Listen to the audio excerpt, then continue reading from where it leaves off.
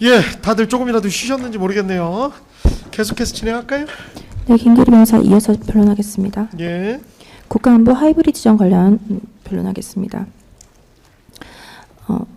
문재인 정권은 국정원의 대공수사권을 폐지하였습니다. 2014년 1월에 폐지되는 것을 전제로 하여 3년간 유예기간을 두었고요. 대공수사권 폐지로 간첩수사에 실질적 어려움이 있다는 기사입니다. 한 건도 경찰이 실적을 못 채웠다는 거고요. 그리고 문재인 정권은 그 군의 간첩을 잡는 방첩사, 지금 현재 방첩사지만 기무사입니다. 기무사를 계엄문건을 이유로 하여 기무사를 실질적으로 해체를 하였습니다. 그래서 기무사를 해체하여 뚫린 안보구멍이라는 기사고요. 그래서 7년째 끝나지 않은 기무사 잔혹사에서 사령부 해체 후에도 수사와 기소를 계속받아서 방출되고 진급 불이익이 되고 가정 파탄이 되어서 기무사 해체 뒤에 정보사의 기밀을 집중적으로 팔아넘겨서 군의 안보에 구멍이 생겼다는 기사입니다. 결국 이재명 정권에서도 방첩사 49년 만에 역사 속으로 사라진다는 기사입니다. 그리하여 윤석열 정부는 그 국정원의 대공수사권이 유예를 가진 기간 동안 간첩 수사에 박차를 가했습니다. 그리하여 민주노총 간첩 판결, 민주노총 간첩, 그리고 제주 간첩단 사건, 청주 간첩단 사건, 그리고 차원 간첩단 사건 4가지 간첩단 사건에 대하여 수사를 완성하였습니다. 그 자통민중전이라는 조직이 밝혀졌는데요. 그 조직의 세력을 보면 보수 세력의 유튜브 채널에 대하여 고소고발전을 진행하고 핵심 조직원이 보수 유튜브 채널에 들어가 사회적 물의를 일으킬 수 있는 댓글이나 만평을 일부러 게시하여 법적 문제를 일으키는 역공작을 펼칠 것, 그리고 촛불 집회, 정권 퇴진, 반미운동, 청와대 국민청원 등을 활용한 여론전, 대한민국 정부를 비난하라, 뭐 이런 지령을 계속해서 수령하였다는 내용입니다. 창원 첩단 사건은 제주도 간첩단 사건의 총책을 서로 소개해줬다라는 내용이고요. 그는 시민단체 간부를 맡고 있었던 사람이라는 것이고, 창원 간첩단 조직원이 김경수 경남도지사의 TF에서 활약했다는 내용입니다. 친문 핵심이었던 김경수 전 지사는 남북교류협력 TF를 설치 운영했는데 국가보안법 위반 혐의로 구속 기소된 자주통일민중전이 자통조직원 A씨가 TF 위원으로 활동한 사실을 방첩당국이 확인했다라고 해서 여기서 보조금을 5억 탔다고 하고요. 방첩당국 관계자는 이를 과거 외국에서 나가서 북한으로부터 공작금을 받아왔던 것과 달리 지자체에서 보조금을 타내 활동하는 방식으로 진화했다라고 합니다. 그리고 정교조 강원지부도 간첩단으로 연계돼서 수사를 받았고요. 통진당 출신 3명이 기소되었다는 뉴스입니다. 민주노총 간첩 판결문입니다. 문재인 정권에서 적폐청산, 사회대개혁, 전국민중대회 이런 내용들이 간첩 지령에 의해서 수신되고 있는 것이 확인이 되고요. 주요 통치기관들에 대한 군 관련 실태를 확인하라라는 지령입니다. 보수들의 직결이 기습점거하고 기물을 파괴하라라는 내용이고요. 자한당은 여성들을 한갓 아이 놓는 도구로 여기는 여성 천시당으로 만들게 하라라는 내용이고, 후쿠시마 원전 오염수 방류 결정과 관련한 당면 활동 방향을 제안합니다라고 하여 한반도와 주변 나라들에 대한 핵테러 행위, 전 인류에 대한 대학살 만행 등 폭로 단죄하여 반일 감정을 고조시키게 하라라는 내용입니다. 그리고 국가보안법 폐지를 통하여 국민 동의 청원 운동이 개시된 지 열흘도 안 돼 성립 요건이 10만 명의 동의를 얻어내는 성과가 이룩되었다라고 해요. 이 운동조차도 간첩 지령에 의한 것임이 확인됩니다. 조선일보 폐간을 요구하는 집중투쟁을 간첩이 지령을 내리고 있는 것을 확인할 수 있습니다. 검언개혁 촛불행동연대를 적극 발동하라라는 지령이 있고요. 2022년 3월 21일 윤석열 놈과 일가족 속 측근들의 정치 추문과 부정부패 행위들을 집요하게 물고 늘어지면서 법적 처벌을 요구하는 입 압박 공세를 지속적으로 강화하여 윤석열 탄핵투쟁의 불씨를 지펴 올린 데도 관심을 드렸으면 합니다. 라고 하여 간첩 지령대로 실질적으로 그 행위들이 이루어졌습니다. 2022년 4월 17일 지령 수신입니다. 지난 3월 26일 시민운동단체인 개혁과 전환 촛불행동연대가 서울의 청계광장에서 1,500명의 각계 군중을 참가시켜 시민촛불 집회를 개최하고 윤석열 놈에 대한 탄핵투쟁을 진입한다는 것을 선포한 데 이어 반윤석열 투쟁을 계속 벌여나가고 있습니다라고 지령은 확인하고 있습니다. 이 촛불행동연대는 조국백서를 작성한 김민웅이 대표고, 김민웅은 현재 국무총리인 김민석의 형입니다. 윤퇴진 요구 촛불 집회 면면을 보니 윤석열 대통령 퇴진과 김건희 여사 특검 수사를 요구하는 집회를 연다. 참가 인원만 10만 명에 이른다. 민주당 내부 일부 강경파 의원들도 이날 집회에 참여할 것으로 알려졌다. 아까 확인한 바와 같이 촛불행동연대는 간첩 지령에 의한 것임이 확인됩니다. 그리고 이 촛불행동은 국회에서도 지원을 받습니다. 윤석열 탄핵기금 후원자들과 함께하는 탄핵의 밤이라는 행사가 개최되었는데, 이 행사를 지원하는 것은 강득구 의원입니다. 북한 관영 매체가 촛불행동 집회를 매회 보도하고 있다는 기사 내용입니다. 보수의 텃밭인 영남에서, 그것도 국민의힘 바람이 거셌던 이번 지방선거에서 김땡땡이 국민의힘 후보를 꺾고 동구청장으로 당선된 것은 영업 일부와 민주노총과 진보사당이 후보 단일화를 통해 이룩한 쾌거라고 봅니다. 이 김땡땡 씨가 당선이 된 것도 민주노총, 간첩 지령을 받은 민주노총의 어떤 영향력에 의함이 확인이 됩니다. 이태원 참사에 대한 간첩 지령입니다. 2022년 11월 15일 윤석열 적폐당은 최근 용산구 이태원동 내외를 경악하게 하는 특대형 참사까지 발생시켰다. 이태원 참사 희생자 추모 시민 촛불 집회를 개최하여 윤석열 퇴진 남성이 서울 시내를 뒤흔들어 놓은 것과 같이 박근혜 년의 탄핵을 이끌어낸 2014년의 세월호 참사 진상 규명 투쟁을 연상하게 하는 항행동들을 하라. 정부 책임론을 최대로 부각시키라. 라고, 국민이 죽어간다, 이게 나라냐, 퇴진이 추모다 라는 구호를 전면에 내걸라 라고 했는데, 실질적으로 퇴진이 추모다 라는 구호를 사용한 것이 촛불행동입니다. 아까 민주노총이 촛불행동과 연대하여, 민주노총 간첩 판결문에는 촛불이라는 단어가 126번 등장합니다. 그리고 이것은 청주간첩단 판결문의 지령과 관련된 기사입니다. 북한의 포섭 리스트 60명인 오리법 연구회 멤버 민주노총 전 간부가 포함되어 있다는 내용입니다. 2018년 2월 이땡땡 변호사는 통일전선 대사로 선전하고 사업했으면 한다라고 되어 있고, 이땡땡 변호사는 진보 성향 법관 모임 오리법 연구회 창립 멤버이기도 하다. 문재인 정부 들어 김명수 대법원장 등 오리법 연구회 출신 전 현직 법관들은 법뿐만이 아니라 법조계 전반에서 주류를 부장했고 상당한 영향력을 갖고 있다라고 기사화하고 있습니다. 중국의 영향력에 대한 기사입니다. 대통령은 계엄 선포 담화에서 지금 우리 국회는 범죄자 집단의 소굴이 되었고 라고 말씀하셨습니다. 이낙연 전 민주당 대표가 민주당 정가위원 44%가 아닌 41%다. 정중히 사과한다. 라는 페이스북 포스팅을 하였습니다. 저는 민주당 국회의원 44%가 정가자라고 발언한 바 있다. 한 시민단체의 통계를 인용한 발언이었다. 그러나 계산해보면 44%가 아니라 41%다. 라는 발언을 하였습니다. 국가보안법 정가자 국회에 많이 있다. 23명이나 된다. 국회 정원 300명 중에 23명이나 된다라는 기사입니다. 종북 반국가 세력, 이재명과 경기동부연합의 관계에 대한 기사입니다.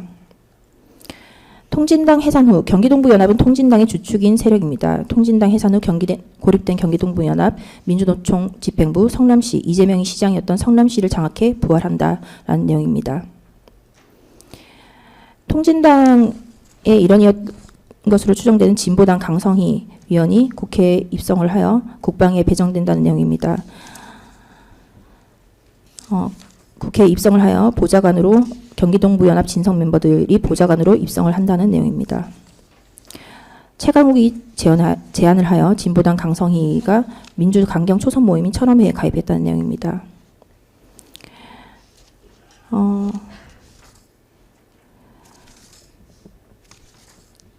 네, 이상 하겠습니다. 생략하겠습니다.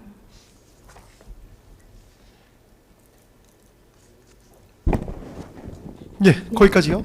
예, 고생하셨습니다. 예, 다음은 어느 분이 하시겠어요? 다음 내란죄 법리에 관해서 이경훈 변호사가 PT하겠습니다. 예, 출력물 혹시 다 받아보셨는지 검사님들 확인만요. 예, 내란죄 관련 법리. 예, 준비되셨으면 시작하셔도 됩니다.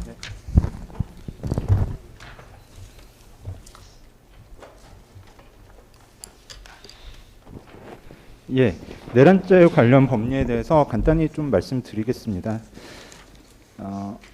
저희가 생각할 때는 일단 폭동 자체가 존재하지 않기 때문에 어떻게 보면은 법리를 살펴보는 게 꼭 필요한가라는 느낌이 들 정도이긴 한데요. 어쨌든 그렇더라도 기본 법리는 한번 짚고 넘어가는 것이 필요하다고 해서 간략히 좀 말씀드리겠습니다. 일단 저희가 말씀드리는 표현의 기준은 주석형법, 형법 각칙 부분에 따라서 말씀을 드릴 거고요. 내란죄의 의의 내지 개념을 보면 폭동에 의하여 불법으로 국가의 기본 제도를 파괴함으로써 국가의 존립을 위태롭게 하는 것을 내용으로 하는 범죄입니다. 근데 이 사건에서 군경의 대내외 활동을 폭동으로 볼 수 있는가를 좀 생각을 해봐야 될 것 같고요. 또 이 사건에서 불법성은 어디서 찾을 수 있는가도 좀 고민을 해봐야 될 것 같습니다.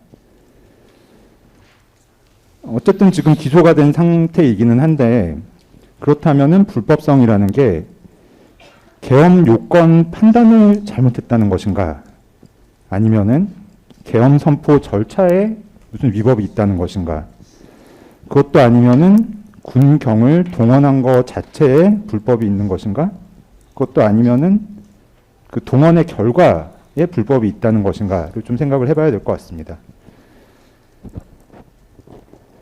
이게 지금 상태에 따르면은 군이나 경찰이 동원되면 일단 불법하고 그 다음에 그게 무슨 다른 사유로 인한 것이라면 위법성이 조각되는 것인가 라는 그런 느낌도 받을 정도거든요. 이런 고민들이 좀 필요하다고 생각하고, 또 이 사건에서 국가조직의 기본제도 파괴 또는 국가 존립 위태화가 실제로 있었는가도 이 내란죄 개념 자체에서 좀 고민을 해봐야 되는 문제인 것 같습니다. 내란죄는 국가보호형법 그리고 정치형법에 속한다고 합니다. 국가보호형법의 성격이라는 것은 법령이 정한 절차가 아닌 폭동 등 다중의 실력 행사에 의해 국가의 정치적 통치 조직을 변혁하는 것을 막기 위한 것이라고 합니다. 또 내란죄는 정치형법의 성격을 가지고 있다고 하는데요. 형법이 정치 수단으로 악용되어 정쟁에서의 패배로 처벌되는 현상을 의미하고, 그렇기 때문에 다수파가 형법 규정을 소수파 탄압 수단으로 남용할 우려가 있어 죄형 법정주의, 책임주의 등이 더욱 엄격하게 관철될 필요가 있다고 합니다. 아까 말씀드린 그 주석형법 문헌에 그대로 나와 있는 표현대로입니다. 그렇다면 지금 이 사건 자체가 계엄 선포라는 법정 절차에 의한 것이고, 실력 행사로 통치 조직을 변혁하려는 시도가 있었다는 증거나 이런 것들이 나오지도 않았는데 이것을 내란으로 볼 수 있는가를 고민해 봐야 될 거고요. 실제로 종래의 불법 계엄과 다르게 진행되었고 경과도 다르고 결과도 달랐기 때문에 지금도 그 계엄 선포를 한 이유를 모르겠다는 분들이 많이 존재하고 있는 걸로 알고 있습니다. 이것이 실제로는 여소야대 상황에서 대통령의 법정 절차에 의한 정치적 행위가 형사사건화된 것이 아닌지 이 부분을 제일 많이 좀 고민을 해봐야 될 것 같습니다.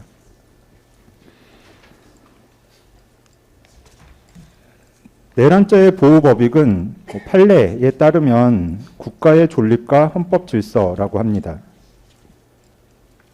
그런데 지금까지 밝혀진 바에 따르면 계엄 해제 요구안이 가결되면 해제할 것을 전제로 한 계엄 선포, 그리고 그 질서 유지 조치에 국헌 문란 목적이 인정될 수 있는가 의문입니다. 그리고 헌법 질서의 침해 또는 침해의 위험 발생이 인정될 수 있는가도 의문입니다. 기본 개념부터 말씀드리는 이유는 내란죄의 기본 개념부터 생각해 보면 이 사건은 정치적 사건, 정치적 책임 문제를 사법의 영역으로 끌고 들어온 사건이라는 의심을 지울 수 없기 때문입니다. 아시다시피 내란죄는 형법 87조에 규정되어 있고 이 사건과 관련해서 쉽게 정리를 하면 국헌을 문란한 목적으로 폭동을 일으킨 자가 내란죄를 범한 것에 해당하게 될 것입니다. 이때 내란죄는 필요적 공범 중 집합범이라고 하는데 영토의 일부를 점거하거나 헌법 질서를 파괴, 변혁시킬 수 있을 정도로 조직화된 상당한 다수인의 공동이 필요하다고 합니다. 그 관여자로서는 우두머리, 모의 참여자, 중요 임무 종사자 등으로 나뉘는데 모의 참여자는 우두머리를 보좌하여 폭동 계획의 중요 부분에 참여하는 자를 말하고 중요 임무 종사자는 모의 참여자 이외의 자로서 폭동에 관하여 중요한 책임 있는 지위에 있는 자를 말한다고 합니다. 근데 특검은 모의가 있었다고 주장하고 있지만 막상 내란 모의 참여로 기소된 사람은 없는 것 같습니다. 말씀드렸다시피 내란죄는 목적범인데 목적은 엄격한 증명의 대상이라는 것이 판례고 많은 견해는 위헌범으로 해석하고 있기는 한데 책임주의에 반하고 예방적 기능에 기여하지 못한다는 비판을 받고 있습니다. 이런 것도 아마도 그 정치 형법으로서의 특징 때문인 것 같습니다. 판례는 아까와 비슷한 취지인데 내란죄의 주체는 국토를 참전하거나 국헌을 문란할 목적을 이룰 수 있을 정도로 조직화된 집단으로서의 다수의 자여야 한다라고 하는데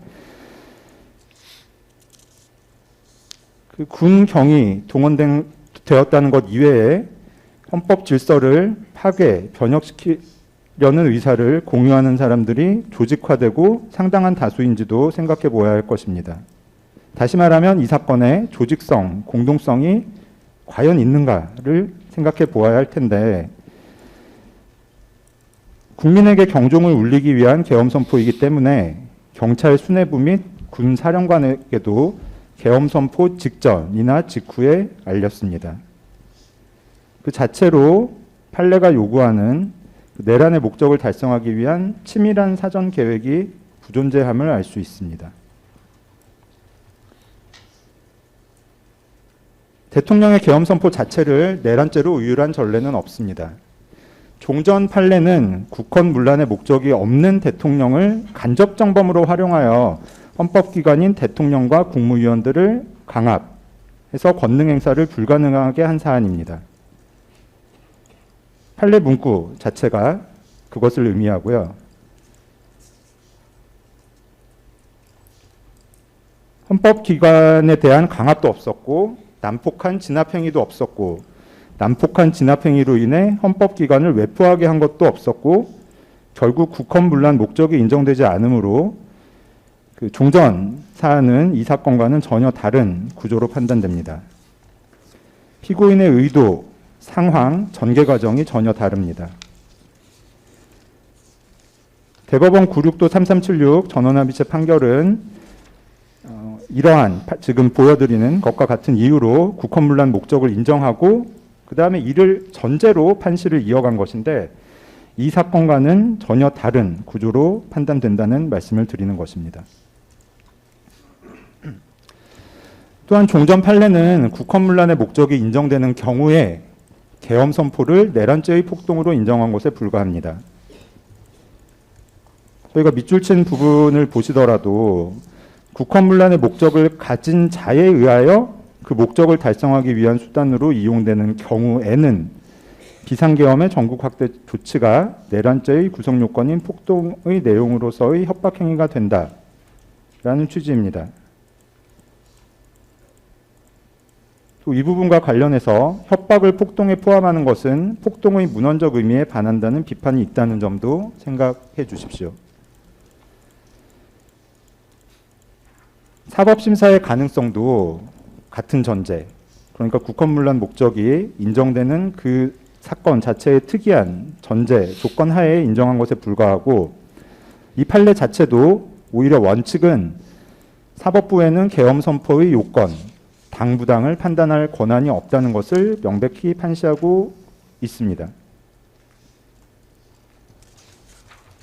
판시 문구를 정리를 해보자면 대통령이 계엄을 선포한 경우 사법부는 요건 구비 여부, 선포의 당부당을 판단할 권한이 없는데 누구에게도 일견하여 헌법이나 법률에 위반되는 것으로 명백히 인정될 수 있는 특별한 사정이 있으면 판단할 수도 있을 것이지만 지금 이 사건에 있어서는 법적 문제가 없다는 법률적 견해도 있고 일반인들 중에서도 그리고 특히 당시 출동했던 군인과 경찰들을 포함하여 그 헌법이나 법률에 위반되는 것이 아닌 것으로 인식한 사람들이 많이 있습니다.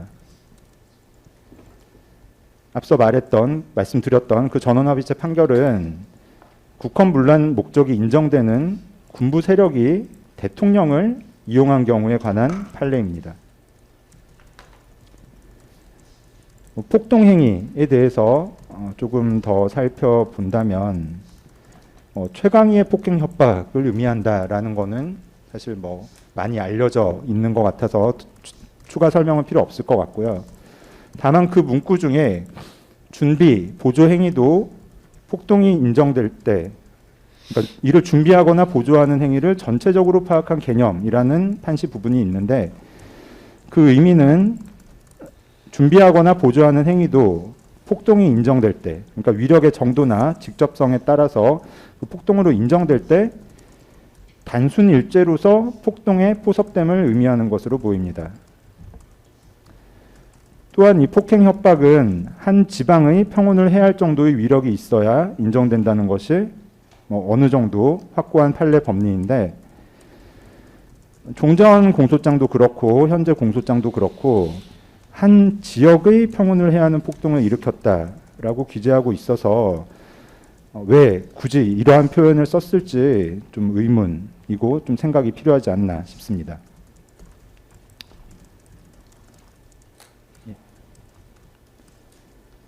당연한 말씀이지만 내란죄에도 고의는 필요하고 그 고의는 다수인이 집합하여 폭동을 일으킨다는 사실에 관한 인식과 의사를 의미합니다. 그런데 지금까지의 증거조사 결과 이 사건에서는 관여자 누구에게도 다수인이 집합하여 폭동을 일으킨다는 인식과 의사가 없었습니다. 모두가 거짓말을 한다? 라는 의문을 가질 수도 있겠지만 형사소송에서 그런 방식의 입증은 없습니다.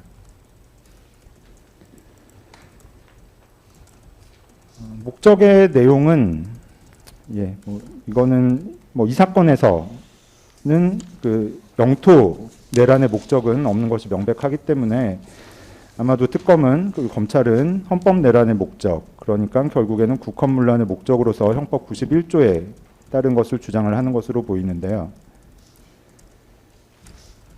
사실 결국은 국헌문란의 목적이 인정될 수 없는 사안으로 보입니다. 이 사건에서는 국회를 영구히 폐지하거나 상당 기간 기능할 수 없게 하는 목적이 인정되지 않고 국회의원 제도를 영구히 폐지하거나 상당 기간 기능할 수 없게 하려는 목적도 인정되지 않습니다. 이 사건에서 목적, 국헌문란 목적 자체가 없기 때문에 목적의 정도나 목적의 집적성은 사실 살펴볼 필요도 없다고 생각이 되고요. 폭동 참가자와 목적 부분에 보면 내란의 목적은 내란에 관여하는 모든 범인에게 정도의 차이는 있더라도 존재하여야 한다라고 하는데 피고인뿐만 아니라 관여자 누구에게도 국헌문란의 목적이 없는 이 사건에서 내란죄를 인정할 수는 없을 것입니다. 목적의 인정 방법과 관련해서는 변호인은 지금 부인하고 있는데 검사님들께서 주장을 하고 계시니까 국헌문란 목적이 인정되려면은 외부적으로 드러난 행위와 그 행위에 이르게 된 경위 및 그 행위의 결과 등을 종합하여 판단하여 한다라는 것이 판례이고 이 부분은 이제 곧 이어질 사실관계 부분과 관련해서 따로 이렇게 특정해서 말씀을 드립니다. 네, 이 정도 하고 그 다음으로 배희철 변호사님이 이어서 진행하시겠습니다.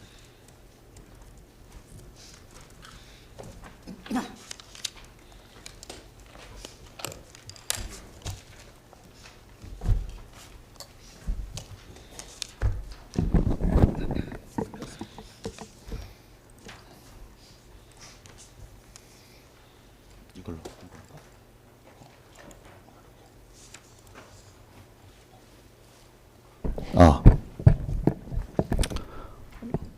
네, 배희철 변호사입니다. 먼저 1년 동안 소송을 이끌어 주신 존경하는 재판장님과 판사님들께 깊은 감사의 말씀을 드립니다. 비상계엄의 실체적 요건에 이어서 국무회의와 부서를 중심으로 한 비상계엄 선포의 절차적 요건에 대해서 말씀드리고, 시간이 허락할 경우에는 변호인의 관점에서 비상계엄에 대해서 추가로 부연하도록 하겠습니다. 헌법 89조는 비상계엄의 절차적 요건을 4호에서 정하고 있습니다. 계엄과 그 해제는 국무회의의 심의사항으로 한다는 것입니다. 따라서 국무회의에 심의가 있었는지가 쟁점이 됩니다. 그런데 특검 공소장 50쪽에서는 윤석열 대통령과 김용현 장관이 비상계엄 선포에 대한 국무회의 심의를 마치기로 했다고 쓰여져 있습니다. 그런데 검찰 최종 의견 PT 중 2-2P에서는 국무회의 심의를 생략한 채라고 적혀 있어서 그렇게 발표도 했죠. 최종 서증조사 의견 진술과 특검의 공소장이 배치가 됩니다. 국무회의 심의를 마치기로 하고 국무회의를 소집한 것입니까? 아니면 국무회의를 생략하기로 한 것입니까? 특검 공소장 51쪽에는 안건을 문서로 작성 출력하여 국무위원에게 교부할 수 있도록 준비했다고 적혀져 있습니다. 특검 주장 자체로 국무회의 심의는 있었다는 것을 전제로 하고 있습니다. 그렇기 때문에 본 변호인은 공소장 기재 공소사실 자체로 국무회의는 있었으며 다만 하자가 있었다는 것으로 요약을 하겠습니다. 다만 특검은 공소사실 자체로 국무회의 심의가 있다는 것을 자인하는 것 같지만 하자가 있다는 듯 소집 이유를 알려주지 않은 채라는 말을 부과합니다. 소집 이유를 알려주지 않은 것이 하자라는 것이죠. 그래서 소집 이유를 알려주지 않아서 국무회의 절차에 하자가 있다는 특검의 주장에 대해서 살펴보겠습니다. 대통령의 비상계엄 선포라는 국가 긴급권은 고도의 긴급성, 중대성, 보완성을 특징으로 합니다.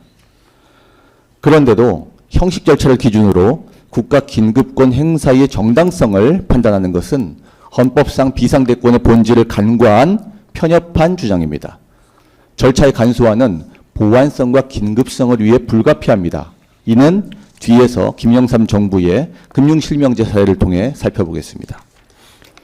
국무회의 절차 증가 제307호증 제출합니다.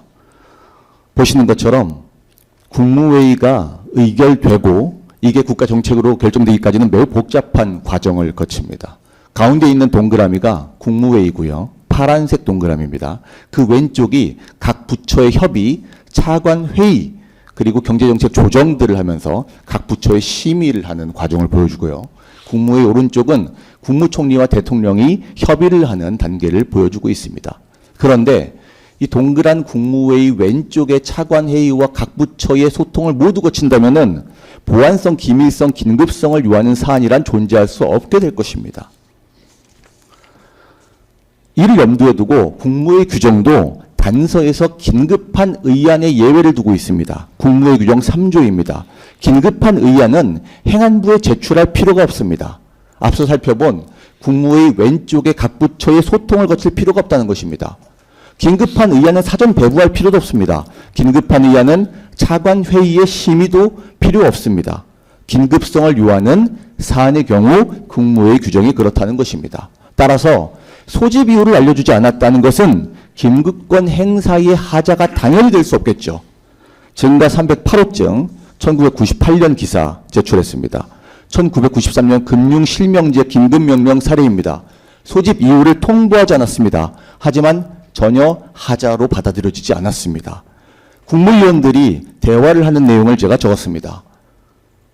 동아일보 기사에 나오는 내용 그대로입니다. 나한테는 한마디 귀띔도 안 해주고 대통령이 통보 안 한 겁니다. 사실 통보할 성격도 아니지요. 대통령이 결심하고 나면 뒤치다거리와 실무자들이 하면 되는 거 아닙니까? 이게 대통령의 비상대권의 성격을 잘 보여주고 있습니다. 또 이렇게 주장합니다. 국방부 장관이 국무총리를 거쳐 대통령에게 건의하지 않아서 국무회의에 하자가 있다고 주장합니다. 제가 아까 보안성과 기밀성, 긴급성을 요하는 사안의 국무회의 작동 프로세스를 설명했습니다.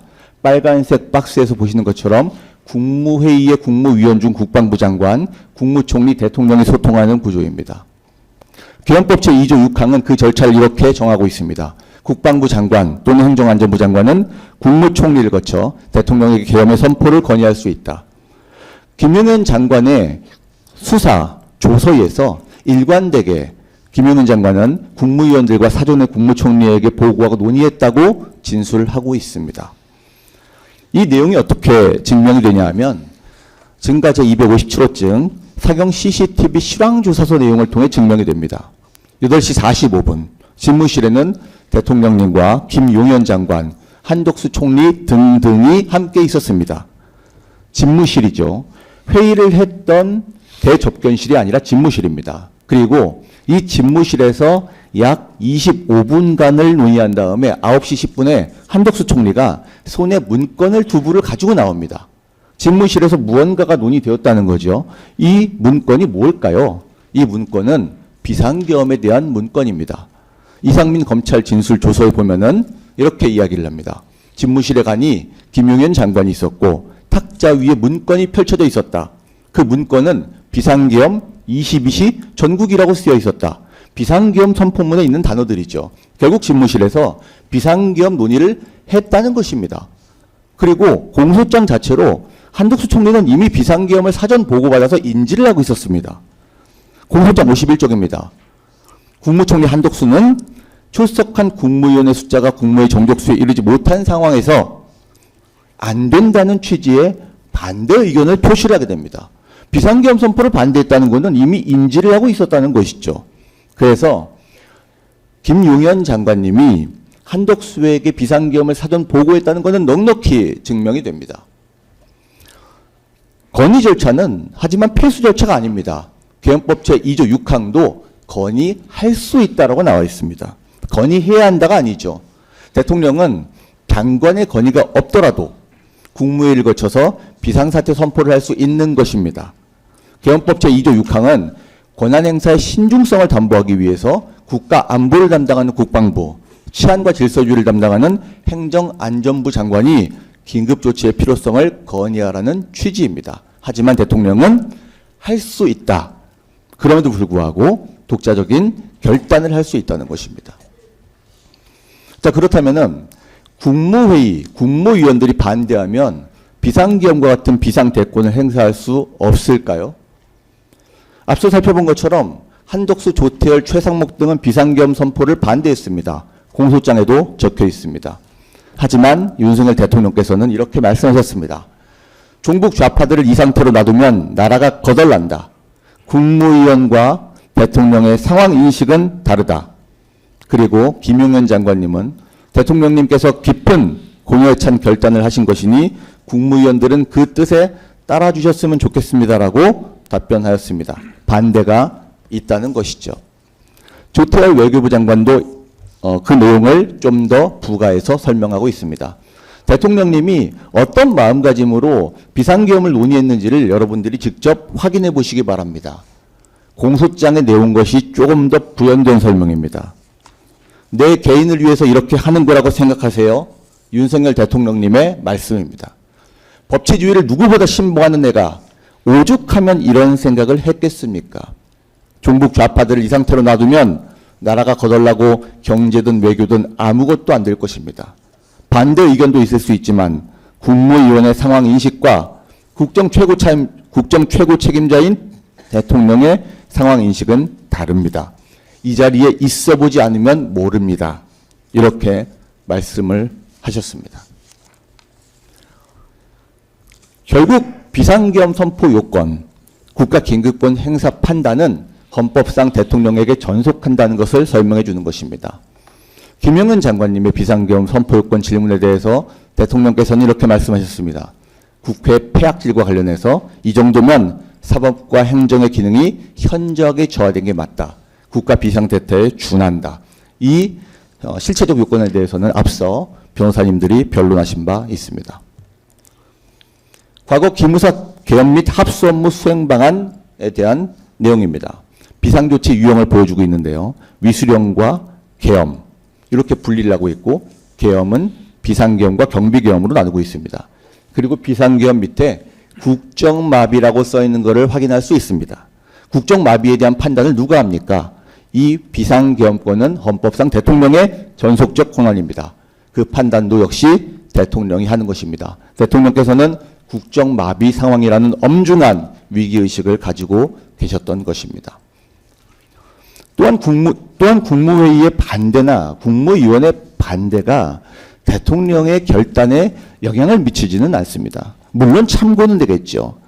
헌법 88조 제1항 국무회의는 정부의 권한에 속하는 중요한 정책을 심의한다. 하지만 국무회의는 의결하는 기관이 아니라 심의기관입니다. 1948년 제헌헌법은 의결기관이라고 명시했습니다. 하지만 1962년 개헌을 통해서 중요한 정책을 국무회의에서 심의한다로 개정하였습니다. 따라서 국무회의의 반대 의결은 법적 구속력이 없으며 대통령이 이에 구속되지 않고 최종적인 정책 결정권을 행사한다는 것이 확고한 통설 및 판례입니다. 그리고 이 내용 심의기관이라는 국무위원들의 역할이 심의에 불과하다는 것을 국무위원들도 이미 다 인지하고 있었습니다. 이상민 장관의 진술조서입니다. 누군가가 의결 안건은 아니고 심의 안건이다라는 말을 하였습니다. 이건 국정원장 조태용의 발언이고요. 이 내용을 이상민 장관이 받아서 저도 의결 안건이 아니고 심의 안건이다라는 말을 들었습니다. 라고 발언을 했습니다. 심의 사항이라는 것을 인지하고 있었다는 것입니다. 통솔의 입장을 간략하게 살펴보겠습니다. 증가제 309호증 정부 형태에 따른 국무회의의 법적 지위와 권한 제출했습니다. 국무회의의 헌법상 지위에 대하여 통솔은 심의기관으로 보고 있다.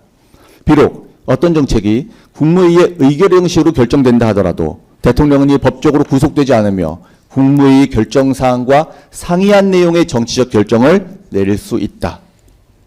판례 입장을 살펴보겠습니다. 헌법재판소 2025년 3월 24일 2024 헌나 9 한덕수 탄핵 사건입니다. 국무회의는 중요한 정책을 사전에 심의함으로써 대통령의 정책 결정을 보좌하고 국무회의에서 중요 정책에 대해서 심의가 이루어진다 하더라도 대통령은 국무회의의 심의 내용에 구속받지 않는다. 국무위원이 반대해도 대통령은 다르게 결단할 수 있는 것입니다. 이것을 우리는 비상대권이라고 말하기도 합니다. 특히 헌정질서 수호를 위한 대통령의 고유한 권리를 우리는 비상대권이라고 합니다. 평상시에는 발동할 수 없는 특별한 긴급조치, 예를 들어 계엄선포, 긴급명령, 선전포고 등을 취할 수 있는 권한입니다. 대표적인 예를 들어보자면은 쉽게 방송을 보는 분들도 이해할 수 있도록 미국 33대 대통령 해리 트루먼의 비상대권적 결단을 들고 왔습니다. 해리 트루먼 대통령은 6.25 전쟁이 남침으로 발발했다는 것을 보고받자 의회의 승인 없이 참전을 즉시 결정했습니다. 만약 트루먼 대통령이 비상대권적 결정을 하지 않고 비상대권을 행사하지 않고 의회 승인 절차를 기다렸다면 대한민국은 어떻게 됐을까요? 혹은 의회 승인이라는 절차를 모두 밟았다면 대한민국의 운명은 어떻게 되었을까요? 미국 헌법 제1조 8항은 전쟁 선포 권한이 연방의회에 존재한다고 규정하고 있습니다. 연방의회가 승인을 하는 것이 정상적인 절차일 것입니다. 참전 결정할 시에 일부 강요는 사후보고를 받았습니다. 대통령은 군 통수권으로 의회 승인 없이 10초 만에 군대를 투입하겠다는 결정을 했습니다. 그 과정에서 트루먼 대통령이 한 말은 너무나 유명합니다. 딘 국무장관, 그 군대를 무슨 수를 써서라도 막아야 하네. 바로 북한 공산 세력을 의미합니다. 트루먼의 결단으로 6.25 전쟁에 미군이 참전했고 의회는 전쟁 예산을 사후 승인했습니다. 이 비상대권적 결정에 어느 누가 하자라는 말을 할 수 있겠습니까? 이 비상대권적 결정이 있었기에 지금의 대한민국이 존재하는 것입니다. 증가 제311호증 2025년 7월 26일 연합뉴스 보도기사 제출합니다. 트루먼 손자가 이렇게 이야기합니다. 트루먼 대통령이 북한 남침을 보고받은 뒤 10초 만에 참전을 결정했다. 10초 만에 6.25 참전 결정은 공산 전체주의 세력에 맞서 자유 대한민국을 수호하는 비상대권적 결단입니다. 증가 제312호증 문화일보 허영 교수님의 칼럼을 제출했습니다. 국가 긴급권 행사 여부는 그 주체인 대통령만이 판단할 수 있는 고도의 통치행위다. 따라서 사법부는 그에 대한 적법성 판단을 자제해야 한다. 예외적으로 심판해야 하는 경우에도 다툼의 여지가 없는 명백한 증거를 바탕으로 해야 한다. 대통령이 국가 긴급권 행사로 처벌되고 파면된 사례가 없는 것도 그 때문이다. 다시 한번 강조합니다. 대통령이 국가 긴급권 행사로 처벌된 사례가 없다고 지적하고 있습니다. 그럼에도 헌재는 위법한 증거를 기초로 대통령을 파면했다. 세계 대통령 탄핵 심판사에 부끄러운 선례를 남겼다. 헌법학의 거장인 허영 교수님의 말씀을 경청할 필요가 있습니다. 윤석열 대통령을 헌법재판소에서 탄핵한 주요한 근거 중에 하나는 국무회의 심의가 없어서 비상계엄이 위헌위법하다는 것이었습니다. 그리고 특검도 똑같은 논지로 공소장에서 기재하고 있습니다. 과연 국무회의 심의가 없었는지에 대해서 살펴보겠습니다. 헌법재판소 2025년 4월 4일 선고, 2024 헌납 8 결정으로 피청구인 윤석열 대통령님이 파면되었습니다. 결정은 이렇게 말합니다. 국무회의의 심의를 거치지 아니하고 이 사건 계엄을 선포하고 계엄사령관을 임명하였으므로 헌법과 계엄법을 위반하였다.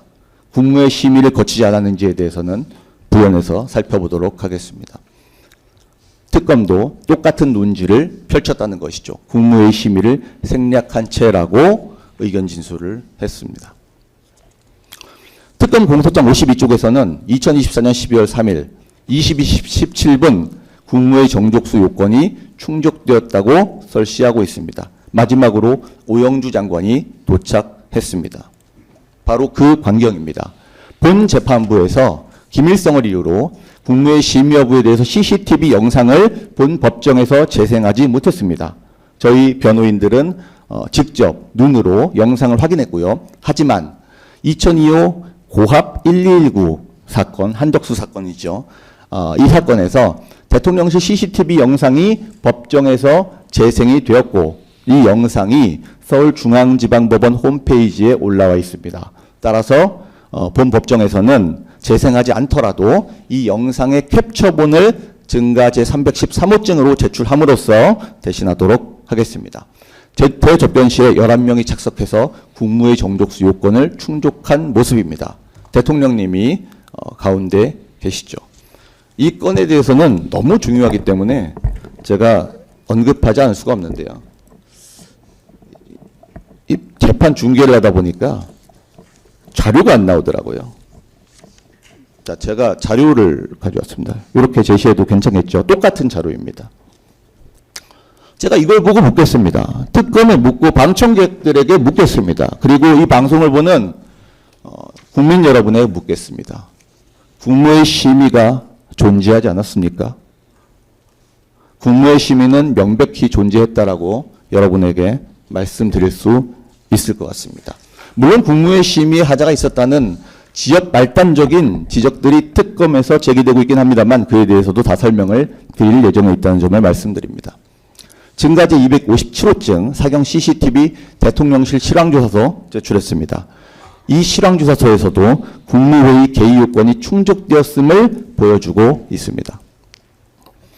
지연 말단적인 주장에 대해서 몇 가지 살펴보겠습니다. 해당 회의가 국무회의가 아니라고 하면서 대통령실 대접견실에서 국무회의를 했기 때문에 이것은 국무회의가 아니라고 주장합니다. 국무회의는 2층 국무회의실에서 해야 되는데 대접견실에서 했기 때문에 국무회의가 아니라는 것이죠. 증가 제346호증 2019년 보도입니다. 11월 문재인이 부산 백스코 현장에 가서 국무회의를 개최합니다. 부산 백스코는요, 국무회의실이 아닙니다. 현장 국무회의입니다. 회의 개최 장소에 대한 제한 규정도 없습니다. 국무회의를 반드시 국무회의실에서 해야 하는 것이 아닙니다. 만약에 국무회의실에서 국무회의를 해야 한다면은 문재인은 왜 멕시코에서 국무회의를 합니까? 이 국무회의는 무효가 돼야 되겠죠. 하지만 그렇지 않습니다. 대접견실에서 국무회의를 하는 것이 아무런 문제가 없습니다. 죄송합니다.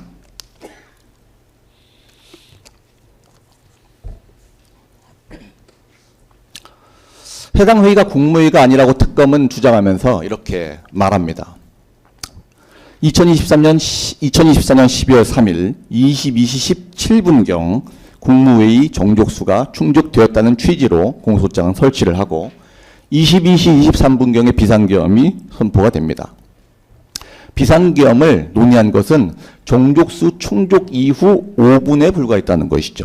그래서 비상계엄에 대한 실질적인 논의가 없었다는 것이 특검의 주장입니다. 이는 정족수 충족 이후에 형식적인 논의 시간으로 국무회의가 법령에 위배되었다는 편협한 특검의 무지에 불과하다고 변호인은 주장합니다. 왜 그런지 말씀드리겠습니다. 국무회의 시간이 짧아서 심의가 이루어지지 않고 무효라고요? 이재명 정부에서 국무회의를 심의했던 증가 제314호증 1.2 제38회 제43회 국무회의 회의록을 제출했습니다. 이 내용도 우리 국민들하고 같이 살펴볼 필요가 있을 것 같아가지고요. 준비를 했는데 똑같은 내용입니다. 재판장님. 네. 자, 보시면은요. 이 자료를 보시면 제43회 국무회의는 이재명 정부의 국무회의입니다. 24분간 31건을 심의합니다. 한 건당 0.77분을 심의했습니다. 국무회의 시간이 짧아서 심의가 아닙니까? 그렇다면 이재명의 국무회의는 무효입니다. 제38회 국무회의입니다. 20분간 35건을 심의했습니다. 이건 1건당 30초밖에 안 됩니다. 한 안건을 심의하는데 30초가 걸렸습니다. 특검의 논리라면은 이재명의 30초 국무회의, 안건 하나당 30초 국무회의는 모두 법령 위배고 무효가 되겠네요. 그렇지 않다는 것을 말씀드리고 싶은 것입니다. 오히려 정족수가 충족되기 전 국무회의에서는 매우 풍부한 실질적인 논의가 있었습니다. 설령 정족수가 충족된 이후 5분 내지 6분을 국무회의의 심의라고 하더라도 이재명 국무회의의 30초보다 몇 배가 많습니까? 1분이라고 해도 5배나 10배가 더 많죠. 시간이. 하지만 실질적 논의라는 것은 정족수의 충족 여부를 놓고 판단하는 것은 아니다. 이 우리 본 변호인들의 주장입니다. 실질적 논의는 매우 풍부하게 이루어졌습니다. 그러니까 실제 정족수가 찬 이후에는 논의할 것이 많지 않은 것이죠. 제일 먼저 국방부 장관님이 도착했을 때가 19시 46분입니다. 그리고 마지막에 중기부 장관인 오영주 장관이 도착했을 때가 22시 16분입니다. 아주 오랜 시간 동안 논의가 이루어졌죠. 2시간이 넘는 시간 동안 비상계엄에 대해서 심도 깊은 논의를 했습니다. 그랬기에 여러 국무위원들이 반대 의사를 표명했던 것입니다. 이상민 장관은 이렇게 헌법재판소 7차 변론기일에서 진술했습니다. 제가 행안부 장관 2년 넘게 재임하면서 국무회의를 100번 넘게 참석했습니다. 하지만 이번 국무회의처럼 실질적으로 국무위원들끼리 열띤 토론이나 의사 전달이 있었던 것은 처음입니다. 해제 국무회의는 불과 1, 2분도 안 되는 시간에 끝났는데 해제 국무회의보다 선포 국무회의가 훨씬 실질이 있었다고 생각합니다. 대통령님은 국무위원들이 다 도착하지 못했다는 말을 듣고 오랜 시간을 기다렸습니다. 그리고 과반인 11명의 국무위원이 도착했다는 이야기를 듣고 회의를 본격적으로 시작하면서 비상계엄 선포 취지를 설명한 것입니다. 만약에 이 회의가 국무회의가 아니라면 대통령께서 기다릴 이유가 전혀 없습니다. 그냥 비상계엄 선포하면 되는 것입니다. 이상민 장관의 죄송합니다. 감기 걸려가지고요. 예, 지금 시간이 원래 한 5시까지는 말씀을 드렸는데 5시 10분 정도가 됐습니다. 조금 빨리 진행할까요? 네, 빨리 진행하겠습니다. 예. 11명이 모였을 때 국무위원들은 비상계엄 선포 때문이라는 것을 알고 있었습니까? 네, 알고 있었습니다. 대통령은 기다렸고 국무위원들은 모두 비상계엄 선포를 알고 있었습니다. 비상계엄 선포문을 나눠주고 있는 모습입니다. 53분 대통령실 CCTV 영상 서울중앙지방법원 2025 고압 1219 사건에 올라와 있는 영상 캡처입니다. 비상계엄 선포문을 나눠주고 있는 모습이죠. 대통령의 위기감과 고뇌, 책임감과 상황의식을 그 위기를 어떻게 정치 특검의 잣대로 내란이라 판단할 수 있습니까? 그 깊은 고뇌를 이상민 장관은 헌법재판소 7차 변론에서 이렇게 얘기합니다. 타 부처 장관들은 이런 사정을 알았을까? 기능은 정지돼 버린 상태였고 수많은 강요들이 탄핵을 당했고 각 부처 예산은 국정 전반적으로 봤을 때는 엄청난 예산이 유사일에 처음으로 깎였고 대통령님의 고심을 그 당시 충분히 이해할 수 있었고 우리가 저렇게까지 깊이 고민을 못한 것에 대해서 죄송스러운 마음이었습니다. 저도 몰랐던 거에 대해서 죄송하게 생각합니다. 1차 탄핵을 경험한 이상민 장관은 탄핵으로 직무가 정지되면 국정이 마비됩니다. 6개월, 반년, 길게는 1년가량 직무를 수행할 수 없죠. 그래서 이상민 장관은 차라리 사임하는 길을 택했습니다. 김홍일 위원장님도 사임하는 길을 택했죠. 국정 마비를 좌시할 수 없어 차라리 사임을 택하는 것은 오히려 나라를 사랑하는 마음이라고 생각합니다. 앞자리에 있는 특검의 검사님들께서 이걸 알고 계신지 모르겠습니다. 검찰청 폐지는 북의 지령이라는 사실을 말입니다. 윤석열 대통령이 당선되자마자 북한 대남 공작기구는 윤석열을 탄핵하라는 지령을 내리고 검찰을 해체하라는 구호를 하달하게 됩니다. 총파업으로 극도의 통치 위기에 몰아넣어라. 이 부분은 김계리 변호사님께서 충분히 설명하셨기 때문에 부연하지 않도록 하겠습니다. 다만 임기가 시작된 첫 6개월 동안 북한 대남 공작사업 총괄기구인 문화교류국은 끊임없이 윤석열 대통령을 탄핵하라고 선동하고 지령을 내렸다는 사실입니다. 극악한 동족 대결광, 윤석열 대통령이 극악한 동족 대결광이라고 하면서 탄핵 투쟁을 발기할 것을 지령을 내리게 됐죠. 이 기간, 이 6개월 동안 민주당은 북에 정확히 동조하는 북과 함께 행보를 보이는 그런 입법 활동을 했는데요. 그 입법 활동이라는 건 무엇이냐? 윤석열 정부가 낸 77건의 법안을 단 한 건도 처리 안 해줬습니다. 처리하지 않은 것이죠. 헌정사상 처리 0건은 처음 있는 일입니다. 집권 후에 식물을 만들어버린 것이죠. 대통령님이 선거에서 약속한 국정과제, 국민들에 대한 약속을 지킬 수 없게 되었습니다. 3대 개혁을 시작도 못했습니다. 거야 입법 반대에 정부가 막혀버렸습니다. 증가 제317호증으로 제시했습니다. 그럼에도 대통령께서는 미래 세대를 위해 이권 카르텔과 기득권을 깨나가겠다고 말씀하셨습니다. 이와 같은 위기 상황과 절박함 속에 대통령님은 비상대권을 행사하기로 결심하고 비상계엄을 선포하게 됩니다. 헌정질서 수호와 자유를 위한 대국민 긴급 호소와 간절한 메시지였다고 생각합니다. 국무의 시민은 명백히 존재한다는 말씀을 본 캡처를 통해서 다시 한번 설명을 드리면서 한덕수가 헌재에서 위증을 했다는 자백도 증가 329호증 1.2로 함께 제출했습니다. 문건을 들고 있는 모습이 CCTV에 의해서 포착이 되자 뒤늦게 자기가 거짓말을 했다는 것을 시인을 했습니다. CCTV와 진실들이 밝혀지면서 헌재 결정의 잘못이 이제 하나씩 드러나고 있다고 생각합니다. 본 재판부에서 올바른 결정을 내려주시기를 희망합니다. 기재부 쪽지에 대해서 말씀드리지 않을 수 없습니다. 기재부 쪽지가 비상계엄이 헌법 위반이라는 매우 중요한 논거로 특검에서 주장하고 있다고 보기 때문에 기재부 쪽지에 대해서 말씀드리겠습니다. 특검 공소장 53쪽입니다.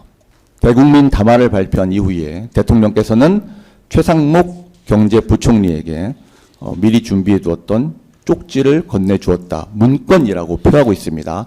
내용은 세 가지입니다. 첫 번째, 예비비. 두 번째, 보조금과 지원금, 세 번째, 국가 비상입법기구 관련 예산에 대한 내용입니다. 빠르게 넘어가겠습니다.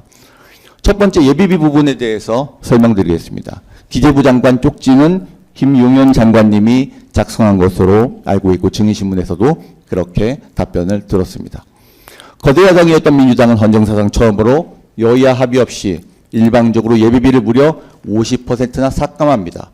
증가 제319증 제출합니다. 예비비 절반 삭감에 기재부가 국가의 역할에 차질이 생겼다고 국정마비를 자백하고 있습니다. 김용현 장관님은 이와 같은 예비비나 예산 타개를 위해서 비상대권을 모색하고 긴급재정입법권이라는 표현을 쓰셨습니다. 2004년에 통과된 예비비 금액이 얼마인지 아십니까? 지금으로부터 21년 전입니다. 21년 전인 2004년에 예비비가요, 3조 3천억 원이 통과됩니다. 예비비라는 것은 재난재해, 국가위기, 긴급상황 등을 위해서 긴요하게 쓰이는 예산이죠. 21년 전에 3조 3천억 원이 통과됐는데 21년 뒤인 2025년에 정부가 4조 8천억 원의 예산을 제출하자 50%를 싹둑 잘라서 민주당이 일방적으로 2조 4천억 원으로 통과시킵니다. 21년 전보다 재난재해 국가위기 긴급상황이 더 못한 이 역사의 퇴행을 보고 있었던 것이죠. 증가 제320호증 지표누리 정부 재정 현황으로 제출했습니다. 민주당은 이렇게 얘기했습니다. 예비비 50% 삭감에도 재난 대응이 문제없다.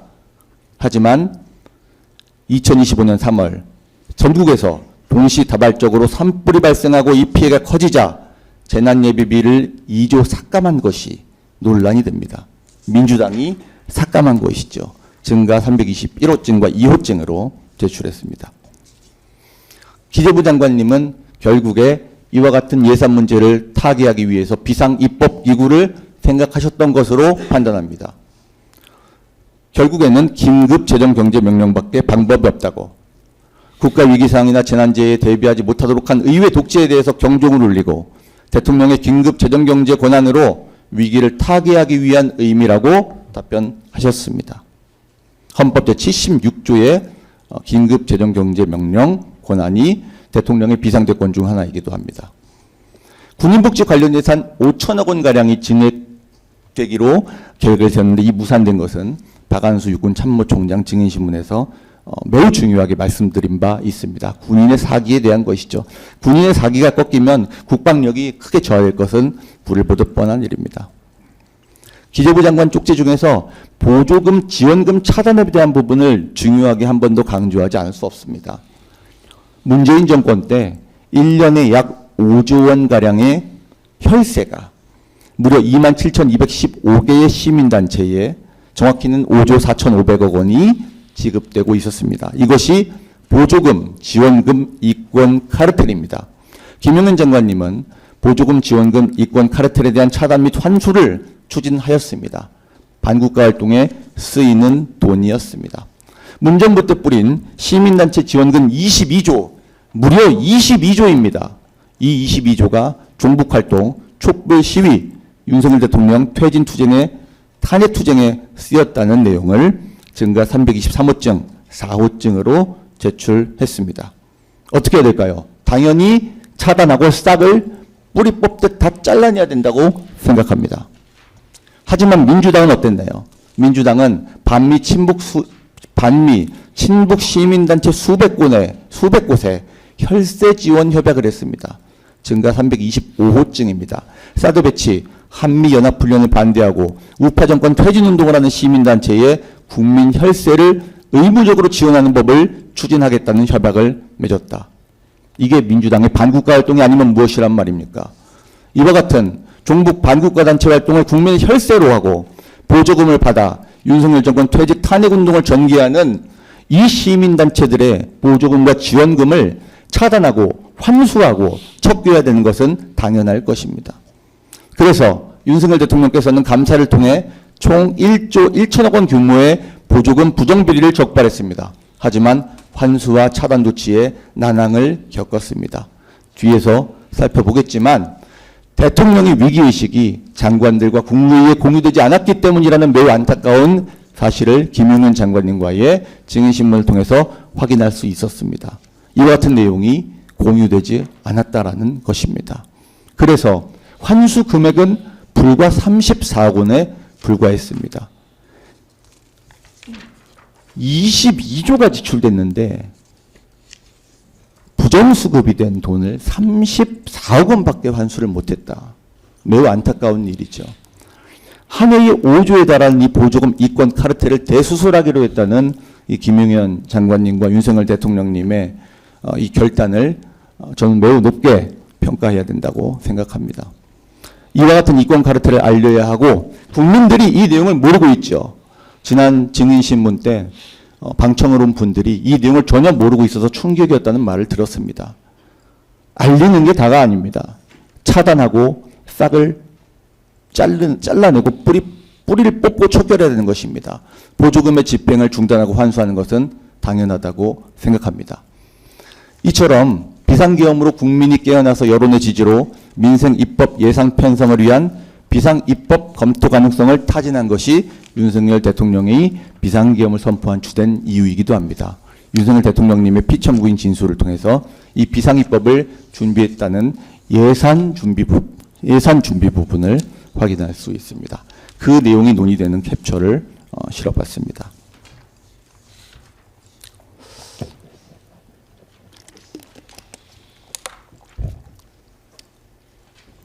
특검이 주장하는 법령에 위배되는 국무회의 절차에 대해서 반박하겠습니다. 특검은 공소장을 통해서 국무회의가 법령에 위배되었다라고 계속 강조하고 있는데요. 본 변호인은 이를 소절 폐대라는 말로 지적하고 싶습니다. 윤 대통령님의 비상계엄 선포는 반국가 세력을 척결하고 헌정 질서를 수호하려는 것이 본질입니다. 이 큰 취지와 본질을 보지 못한 채 작은 절차와 형식에 매여 있는 것이 현재 특검의 모습입니다. 특검 공소장 53쪽, 54쪽입니다. 특검은 이렇게 얘기합니다. 국무회의는 국가의 중요 정책이 전정부적 차원에서 충분히 심의될 수 있도록 운영되어야 하는데 그러지 못했다. 비밀성과 보안성이 중요한 비상대권 행사에 있어서 전정부 차원의 충분한 심의를 하라는 것은 비밀성과 보안성, 중대성에 대한 논리 이해에서 비롯된 것입니다. 비상대권을 더 공부하셔야 할 것으로 보입니다. 국무회의 절차에 대해서는 설명을 드렸고요.